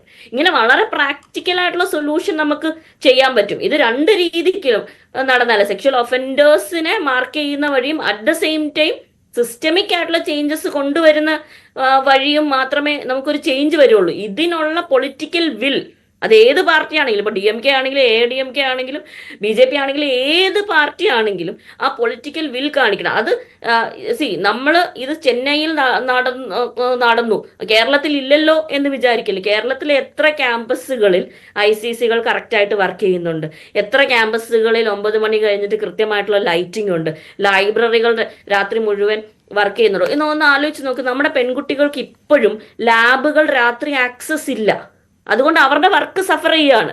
എന്നാൽ ആൺകുട്ടികൾക്ക് രാത്രിയും പോയി വർക്ക് ചെയ്യാനുള്ള ഫെസിലിറ്റി ഉണ്ട്. എത്ര വുമൺ അവേഴ്സ് ആണ് ഇങ്ങനെ കളഞ്ഞു പോകുന്നതെന്ന് ആലോചിച്ച് നോക്കുക. ഇപ്പോഴും അതല്ല ശ്രീമതി മാളവിക ബിന്നി പറയുന്നതെല്ലാം ജനറൽ ആയിട്ടുള്ള വിഷയങ്ങളാണ്. അതാണ് ആ വിൽ ആര് നടപ്പാക്കുമെന്ന് ചോദിക്കുമ്പോൾ ഞാൻ MK സ്റ്റാലിന്റെ അനുയായി ഒന്നുമല്ല. പക്ഷെ ഇത് ഇത്ര ശക്തമായിട്ട് നടപ്പാക്കാൻ DMK സർക്കാരിന് കഴിയില്ലേ, MK സ്റ്റാലിന് കഴിയില്ലേ എന്നൊരു ചോദ്യം ചോദിക്കാൻ തോന്നുന്നു. ശ്രീമതി മീര കൃഷ്ണൻകുട്ടി, വോട്ട് തമിഴ്നാട്ടിൽ തന്നെയാണ്, ചെന്നൈയിൽ തന്നെയാണ് അല്ലേ? അതെ, ചെന്നൈയിൽ തന്നെയാണ്, കുറെ കാലമായിട്ട് ചെന്നൈയിൽ തന്നെയാണ് താമസിക്കുന്നത്. ഇലക്ഷൻ ക്യാമ്പയിനിൽ വരുമ്പോൾ തമിഴ്നാട്ടിൽ എനിക്കൊരു 10-17 വർഷം മുമ്പുള്ള തമിഴ്നാട് ചെന്നൈ എനിക്ക് കൃത്യമായി പറയാൻ കഴിയുള്ളൂ. ഇപ്പോഴത്തെ ഒരു സാഹചര്യത്തിലാണെങ്കിലും റോഡ് വിഷയം, വെള്ളത്തിന്റെ വിഷയം, ഫുഡിന്റെ ക്വാളിറ്റി, പൊതുവെയുള്ള സേഫ്റ്റി, ഇതെല്ലാം തെരഞ്ഞെടുപ്പിൽ വിഷയമാകുന്ന ഒരു കാര്യമാണ്. സ്ത്രീ സുരക്ഷ അത്രയും പ്രയോറിറ്റിയിൽ ചർച്ച ചെയ്യപ്പെടുന്ന അല്ലെങ്കിൽ അത്രയും കൺസേൺ ആയിട്ടുള്ള ഒരു വിഷയമാണോ ശരിക്കും തമിഴ്നാട്ടിൽ? അതായത് അതിന്റെ ആവശ്യമുണ്ടോ? If it is everything okay, അത്ര കൺസേൺ കൊടുക്കേണ്ട ആവശ്യമില്ലല്ലോ. അങ്ങനെ തന്നെയാണ് ചെന്നൈയിൽ ഇപ്പോഴും എന്ന് വിശ്വസിക്കാനാണ് താല്പര്യം. അതങ്ങനെ തന്നെയല്ലേ? അത് വളരെ അങ്ങനെ തന്നെ വിശ്വസിക്കാനാണ് എല്ലാവർക്കും ഇഷ്ടം. പക്ഷെ ഇപ്പൊ അങ്ങനെയല്ല കാര്യങ്ങൾ. ഒന്നാമതായിട്ട് എനിക്ക് പറയാനുള്ളത്, നമ്മളിപ്പോ ഒരു റേപ്പ് നടന്നു പറഞ്ഞാൽ അതൊരു ക്യാമ്പസിലായത് കൊണ്ട് മാത്രം ഒരുപാട് പ്രാധാന്യം കൊടുക്കേണ്ട ആവശ്യമില്ല. റേപ്പ് എവിടെ നടന്നാലും അത് റേപ്പ് തന്നെയാണ്. ഒരു സ്ത്രീയുടെ ശരീരം എന്ന് പറഞ്ഞാൽ ആ സ്ത്രീയുടെ സ്വന്തമായിട്ടുള്ള ഒരു സ്വത്താണ്. ആ സ്ത്രീയുടെ ഒരു സമ്മതമില്ലാതെ അതിൽ തൊടാനോ അത് അനുഭവിക്കാനോ ഉള്ള റൈറ്റ് ആർക്കൂല. അത് ഫസ്റ്റ് ഓഫ് ഓൾ ആ സ്ത്രീക്ക് മനസ്സിലാക്കണം. ആ സ്ത്രീ അതിനനുസരിച്ച് കുറച്ച് കെയർഫുൾ ആവണം, അത് പറയണല്ലോ. പക്ഷേ ഇപ്പൊ നമ്മൾ ചർച്ച ചെയ്യുന്നത് ക്യാമ്പസിൽ നടന്ന ഒരു റേപ്പിനെ കുറിച്ച്. അത് തമിഴ്നാട്ടിൽ നടന്നു, അല്ലെങ്കിൽ കേരളത്തിൽ നടന്നു, അല്ലെങ്കിൽ യുപിയിൽ നടന്നു, വേറെ എവിടെ നടന്നു, പൊതുസ്ഥലങ്ങളിലും റേപ്പുകൾ നടക്കുന്നുണ്ട്. അപ്പൊ റേപ്പ് എന്ന് പറയുന്ന ആ ഒരു പ്രതിഭാസം അല്ലെങ്കിൽ ആ ഒരു നീചമായിട്ടുള്ള ഒരു ആക്ഷൻ എന്ന് പറയുന്നത് അത് എങ്ങനെ നമുക്ക് തടുക്കാം എന്നുള്ളതാണ് നമ്മളിപ്പോ ശരിക്കും ആലോചിക്കേണ്ടത്. പ്രത്യേകിച്ചും സ്ത്രീകളും സ്ത്രീകള് ഇപ്പൊ കോളേജുകളിൽ ഒരുപാട് അവയർനെസ് പ്രോഗ്രാംസ് നടത്താം. അപ്പൊ നേരത്തെ മാളവിക പറഞ്ഞ മതി എത്ര കോളേജുകൾ അതൊക്കെ ഉണ്ട്. പിന്നെ അവർക്ക് ലാബ് ഫെസിലിറ്റി മറ്റേത് മിക്കവാറും രാത്രി വിമൻസ് അവേഴ്സ് പ്രോപ്പറായിട്ട് എന്താ പറയണ്ടേ വളരെ കൺസ്ട്രക്റ്റീവായിട്ട് യൂസ് ചെയ്യാൻ പറ്റണം എന്നുണ്ടെങ്കിൽ അതിനനുസരിച്ചിട്ടുള്ള സംവിധാനം പറഞ്ഞമാതിരി പ്രിൻസിപ്പൾ ചെയ്തു കൊടുക്കണം, വൈസ് ചാൻസലർ ചെയ്തു കൊടുക്കണം. പക്ഷെ എന്നെ സംബന്ധിച്ചിടത്തോളം ഒരു ക്യാമ്പസിൽ മാത്രമല്ല റേപ്പുകൾ നടക്കുന്നത്. ഇപ്പൊ ക്യാമ്പസിൽ നടന്നത് കൊണ്ട് ഇതിനൊരു ട്രാൻസ്പെറൻസി, ഇതിനൊരു എന്താ പറയണ്ടേ പുറത്തേക്ക് വന്നു. പക്ഷെ എത്ര സ്ഥലങ്ങളിൽ എത്ര ഇടങ്ങളിൽ ഇങ്ങനെ റേപ്പുകൾ നടക്കേണ്ടത് അത് പുറത്തേക്ക് വരുന്നുണ്ടോ എന്നുള്ളതാണ്. ചെന്നൈയിൽ പക്ഷെ പൊതുവെ എന്നെ സംബന്ധിച്ചിടത്തോളം എന്റെ അനുഭവം വെച്ച് നോക്കുകയാണെങ്കിൽ രാത്രി 9 മണിയായാലും 9 വരെയായാലും നമുക്കൊരു ഷോപ്പിങ്ങിന് പോവാം. 10 മണി വരേക്കും നമുക്ക് ഇറങ്ങി നടക്കാം, ഒന്നും പേടിക്കാനില്ല. അങ്ങനെ ഒരു അവസ്ഥയാണ് ഞാൻ കണ്ടിരിക്കുന്നത്. പക്ഷെ ഇതിപ്പോ ഇത് പറഞ്ഞ മാതിരി ഇത് എക്സെപ്ഷണൽ എന്നും പറയാൻ പറ്റില്ല. അറിവില്ലാഞ്ഞൊക്കെ ആയിരിക്കാം, അങ്ങനെ അതും പറയാം. പക്ഷെ ഈ റേപ്പ് എന്ന് പറയുന്നത് ആ സംസ്ഥാനത്ത് ഇത്ര വന്നു, ഈ സംസ്ഥാനത്ത് ഇത്ര വന്നു, കമ്പാരിസൺ ചെയ്യേണ്ട ഒരു വിഷയമല്ല ഇത്. ഏത് സംസ്ഥാനത്തായിക്കോട്ടെ, ഏത് പൊതു ഇടത്തിലായിക്കോട്ടെ, ഏത് ക്യാമ്പസിലായിക്കോട്ടെ, അതിനെ നമ്മൾ കാണേണ്ട വിധത്തിൽ കാണുക. അതിനെന്താണ് പരിഹാരം നമുക്ക് ചെയ്യാൻ പറ്റുക. അതൊരു സമൂഹത്തിന്റെ ഉത്തരവാദിത്തമാണ്. ഞാൻ രാഹുൽ ഈശ്വറിലേക്ക് വരുമ്പോൾ, രാഹുൽ, 2026 ഏപ്രിലിൽ തമിഴ്നാട്ടിൽ തെരഞ്ഞെടുപ്പ് നടക്കാൻ പോകുന്നു. ദേശീയ രാഷ്ട്രീയത്തിൽ പോലും വലിയൊരു ഫിഗറായിട്ട് MK സ്റ്റാലിനും DMKയും നിൽക്കുന്ന സമയമാണ്. മറ്റെന്തെങ്കിലും ഒരു വിഷയം, ഒരു ഡെവലപ്മെന്റ്, അല്ലെങ്കിൽ കറപ്ഷൻ, അതല്ലെങ്കിൽ രാഷ്ട്രീയപരമായിട്ടുള്ള അഭിമാന ദ്രാവിഡ വിഷയങ്ങൾ, ഇതിലൊന്നും DMK തകർക്കാൻ കഴിയാത്ത ഒരു സാഹചര്യം ഇപ്പോഴുണ്ട്. AADMK ഒന്നുമല്ലാതായി പോയിരിക്കുന്നു. PMK ഒക്കെ ആരാണ് ഉള്ളതെന്നറിയില്ല. അണ്ണാമലയെ മാറ്റി നിർത്തിയാൽ തമിഴ്നാട്ടിലെ BJPക്ക് മറ്റൊരു മുഖവുമില്ല, പേരുമില്ല. വിജയ് അല്ലാതെ TVKക്ക് അങ്ങനൊരു ഫേസ് ഇല്ല. ഇങ്ങനെ നിൽക്കുമ്പോൾ ഇനി നിങ്ങൾക്ക് മറ്റൊരു ഓപ്ഷൻ ഉണ്ടോ എന്ന് ചോദിക്കുന്നിടത്ത് തമിഴ്നാട്ടിൽ 1ാം സ്ഥാനത്തും 2ാം സ്ഥാനത്തും 3ാം സ്ഥാനത്തും ഒക്കെ DMK ആണ്, MK സ്റ്റാലിനുമാണ്. അതിന്റെ തൊട്ടുപിറകെ ആ ഒരു പിൻഗാമിയായിട്ട് ഉദയനിധി സ്റ്റാലിൻ കടന്നു വരുന്ന സാഹചര്യം. സ്വാഭാവികമായിട്ട് ഇനി ഈ രാഷ്ട്രീയ വിഷയമായിട്ട് ഉന്നയിക്കാൻ കഴിയുന്നത് ഇങ്ങനെയുള്ള ചില വിഷയങ്ങളൊക്കെ ഉയർത്തിക്കൊണ്ടുവരിക, ഒരു സർക്കാർ തന്നെ ഈ തരത്തിൽ കുത്തഴിഞ്ഞു കിടക്കുകയാണെന്ന് ആരോപിക്കുക, അത് തെരഞ്ഞെടുപ്പിൽ ഒരുപക്ഷെ ഫലം കാണുകയില്ല എന്നാണ് എനിക്ക് മീര കൃഷ്ണൻകുട്ടി പറയുന്നത് കേട്ടിട്ട് തോന്നുന്നത്. കാരണം സേഫസ്റ്റ് സിറ്റി ഓഫ് ഇന്ത്യയിൽ 2ാം സ്ഥാനത്തൊക്കെ നിൽക്കുന്ന ചെന്നൈ ആയതുകൊണ്ട് അതായത് രക്ഷയില്ലാതെ പോകുന്ന ഒരു രാഷ്ട്രീയ ആയുധമായി തീരില്ലേ BJPയുടെ പ്രതിഷേധം? അങ്ങനെയല്ല, ഏത് പാർട്ടിയാണെങ്കിലും ഒരു പ്രത്യേക മൃഗീയ ഭൂരിപക്ഷം അവർക്ക് കിട്ടരുത്. അത് BJPക്കും കിട്ടരുത്, കോൺഗ്രസിനും കിട്ടരുത്, CPM-നും ആപ്പിനും അല്ലെങ്കിൽ DMKക്കും കിട്ടരുത്. അങ്ങനെ ആകുമ്പം ജനങ്ങളോടുള്ള ഫിയർ പലപ്പോഴും കുറയും. എപ്പോഴും ഒരു ഹെൽത്തി കോമ്പറ്റീഷൻ രാഷ്ട്രീയ സർക്കിൾസിൽ ഉണ്ടെങ്കിലേ നമ്മൾ സാധാരണക്കാരെയും മാധ്യമങ്ങളെയും ഒക്കെ വില ഉണ്ടാവും. ഇല്ലെങ്കിൽ അവർക്ക് എന്താ ഈ 40-0 ഭരിക്കുകയാണെങ്കിൽ അവർക്ക് കൂടുതൽ പോയാൽ എത്ര പോകും, 5 പോകുമെന്ന് വിചാരിക്കും. മറ്റേത് എപ്പോഴും ഒരു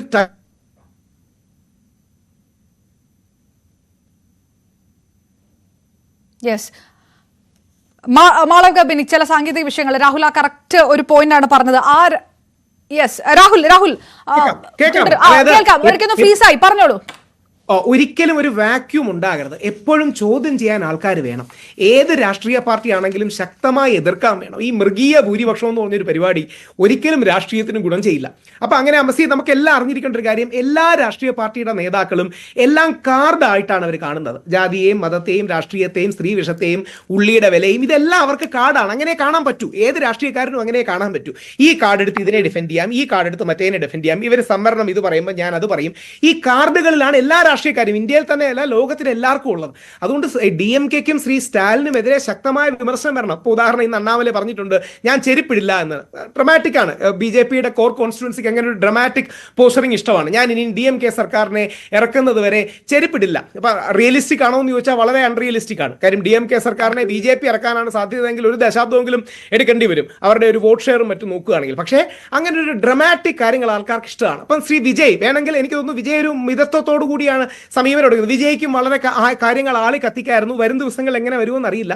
അപ്പം DMKയെ ചോദ്യം ചെയ്യാൻ ആൾക്കാർ വേണം. ചോദ്യം ചെയ്യപ്പെടാത്ത രീതിയിൽ അവർക്കൊരു റൂൾ ഉണ്ടാവരുത്. അത് സൺ TV ആണെങ്കിലും ഉദയനിധി സ്റ്റാലിൻ ആണെങ്കിലും നമ്മുടെ DMK ആണെങ്കിലും എപ്പോഴും ഒരു സെൻട്രിസ്റ്റ് സ്പേസ് ഉണ്ടാകണം. സെന്റർ റൈറ്റോ സെന്റർ ലെഫ്റ്റോ ആകാം.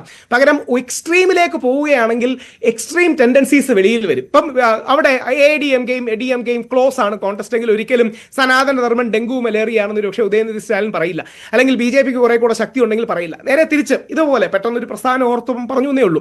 അപ്പൊ എപ്പോഴും അല്ലെങ്കിൽ മുസ്ലിം സമൂഹത്തിന് കുറെ കൂടെ സ്ട്രെങ്ത് UPയിൽ ഉണ്ടായിരുന്നെങ്കിൽ, മുസ്ലിം സമൂഹത്തെ ഇൻട്രസ്റ്റ് ചെയ്യുന്ന ഒരു സെക്കുലർ സമൂഹത്തിന് ഉണ്ടായിരുന്നെങ്കിൽ 100,000-ലധികം അവിടെ വീടുകൾ വിളിച്ചിട്ടുണ്ട് കണക്കിൽ തന്നെ. അപ്പോൾ അതൊരിക്കലും സംഭവിക്കില്ലായിരുന്നു. അപ്പോൾ ഈ ടൂ മച്ച് സ്ട്രെങ്ത് ആർക്കാണെങ്കിലും നല്ലതല്ല, മൃഗീയ ഭൂരിപക്ഷം നല്ലതല്ല. അതുകൊണ്ട് DMKയോട് ഇതിന് ചോദ്യങ്ങൾ ചോദിക്കണം, ഉത്തരങ്ങൾ കിട്ടണം. അതിലൂടെ DMK കുറെ കൂടെ മെച്ചമാകും. തമിഴ്നാട് തീർച്ചയായിട്ടും ആ തരത്തിലുള്ള ഒരു രാഷ്ട്രീയ നീക്കമാണ് നടക്കുന്നതെങ്കിൽ ഒരുപക്ഷെ കൂടുതൽ പ്രതിഷേധങ്ങൾ മുന്നോട്ട് പോകുമായിരിക്കും. ഏതായാലും സ്ത്രീ സുരക്ഷ വളരെ പ്രധാനപ്പെട്ട കാര്യമാണ്. പക്ഷേ national crime of bureau of റെക്കോർഡ്സിന്റെ കണക്ക് പ്രകാരം രണ്ടാമത്തെ സേഫസ്റ്റ് സിറ്റി ആയിട്ടിരിക്കുന്ന ചെന്നൈയിൽ ആ തരത്തിൽ സ്ത്രീകൾക്കെതിരായുള്ള അതിക്രമങ്ങൾ കൂടുകയാണ്. അത് DMK സർക്കാരിന്റെ ഒത്താശയോടുകൂടിയാണ് എന്നുള്ള ആരോപണം അത് പരിപൂർണ രാഷ്ട്രീയമായി അവസാനിക്കുമോ എന്നുള്ളതാണ് കണ്ടറിയേണ്ടിയിരിക്കുന്നത്. TVK അടക്കം BMK അടക്കമുള്ള മറ്റു രാഷ്ട്രീയ പാർട്ടികൾ ഏത് തരത്തിലാണ് ഈ പ്രതിഷേധം ഏറ്റെടുക്കുക എന്നുകൂടി അതിന് രാഷ്ട്രീയമായി നിൽക്കുന്നു. ഏതായാലും ചെന്നൈ പീഡനം തമിഴ്നാട്ടിൽ DMKയുടെ സ്ത്രീ സുരക്ഷ പാളുന്നു എന്ന് ചോദിച്ചപ്പോൾ 65% പ്രേക്ഷകർ അതെ എന്ന് പറയുന്നു, 31% പ്രേക്ഷകർ അല്ല എന്ന് പറയുന്നു. അഭിപ്രായം രേഖപ്പെടുത്താത്തവർ 4% കൂടിയാണ്. ഏതായാലും വളരെയധികം നന്ദി മാളവിക, ബിനി, മീര കൃഷ്ണൻകുട്ടി, ഒപ്പം ശ്രീ രാഹുൽ ഈശ്വർ ഈ ചർച്ചയിൽ പങ്കെടുത്തതിന്. പ്രമീള ദേവിക്ക് ടെക്നിക്കൽ ഫോൾട്ട് കാരണം തുടർ ജോയിൻ ചെയ്യാൻ കഴിഞ്ഞില്ല. പൂർണ്ണമാകുന്നു. നമസ്കാരം.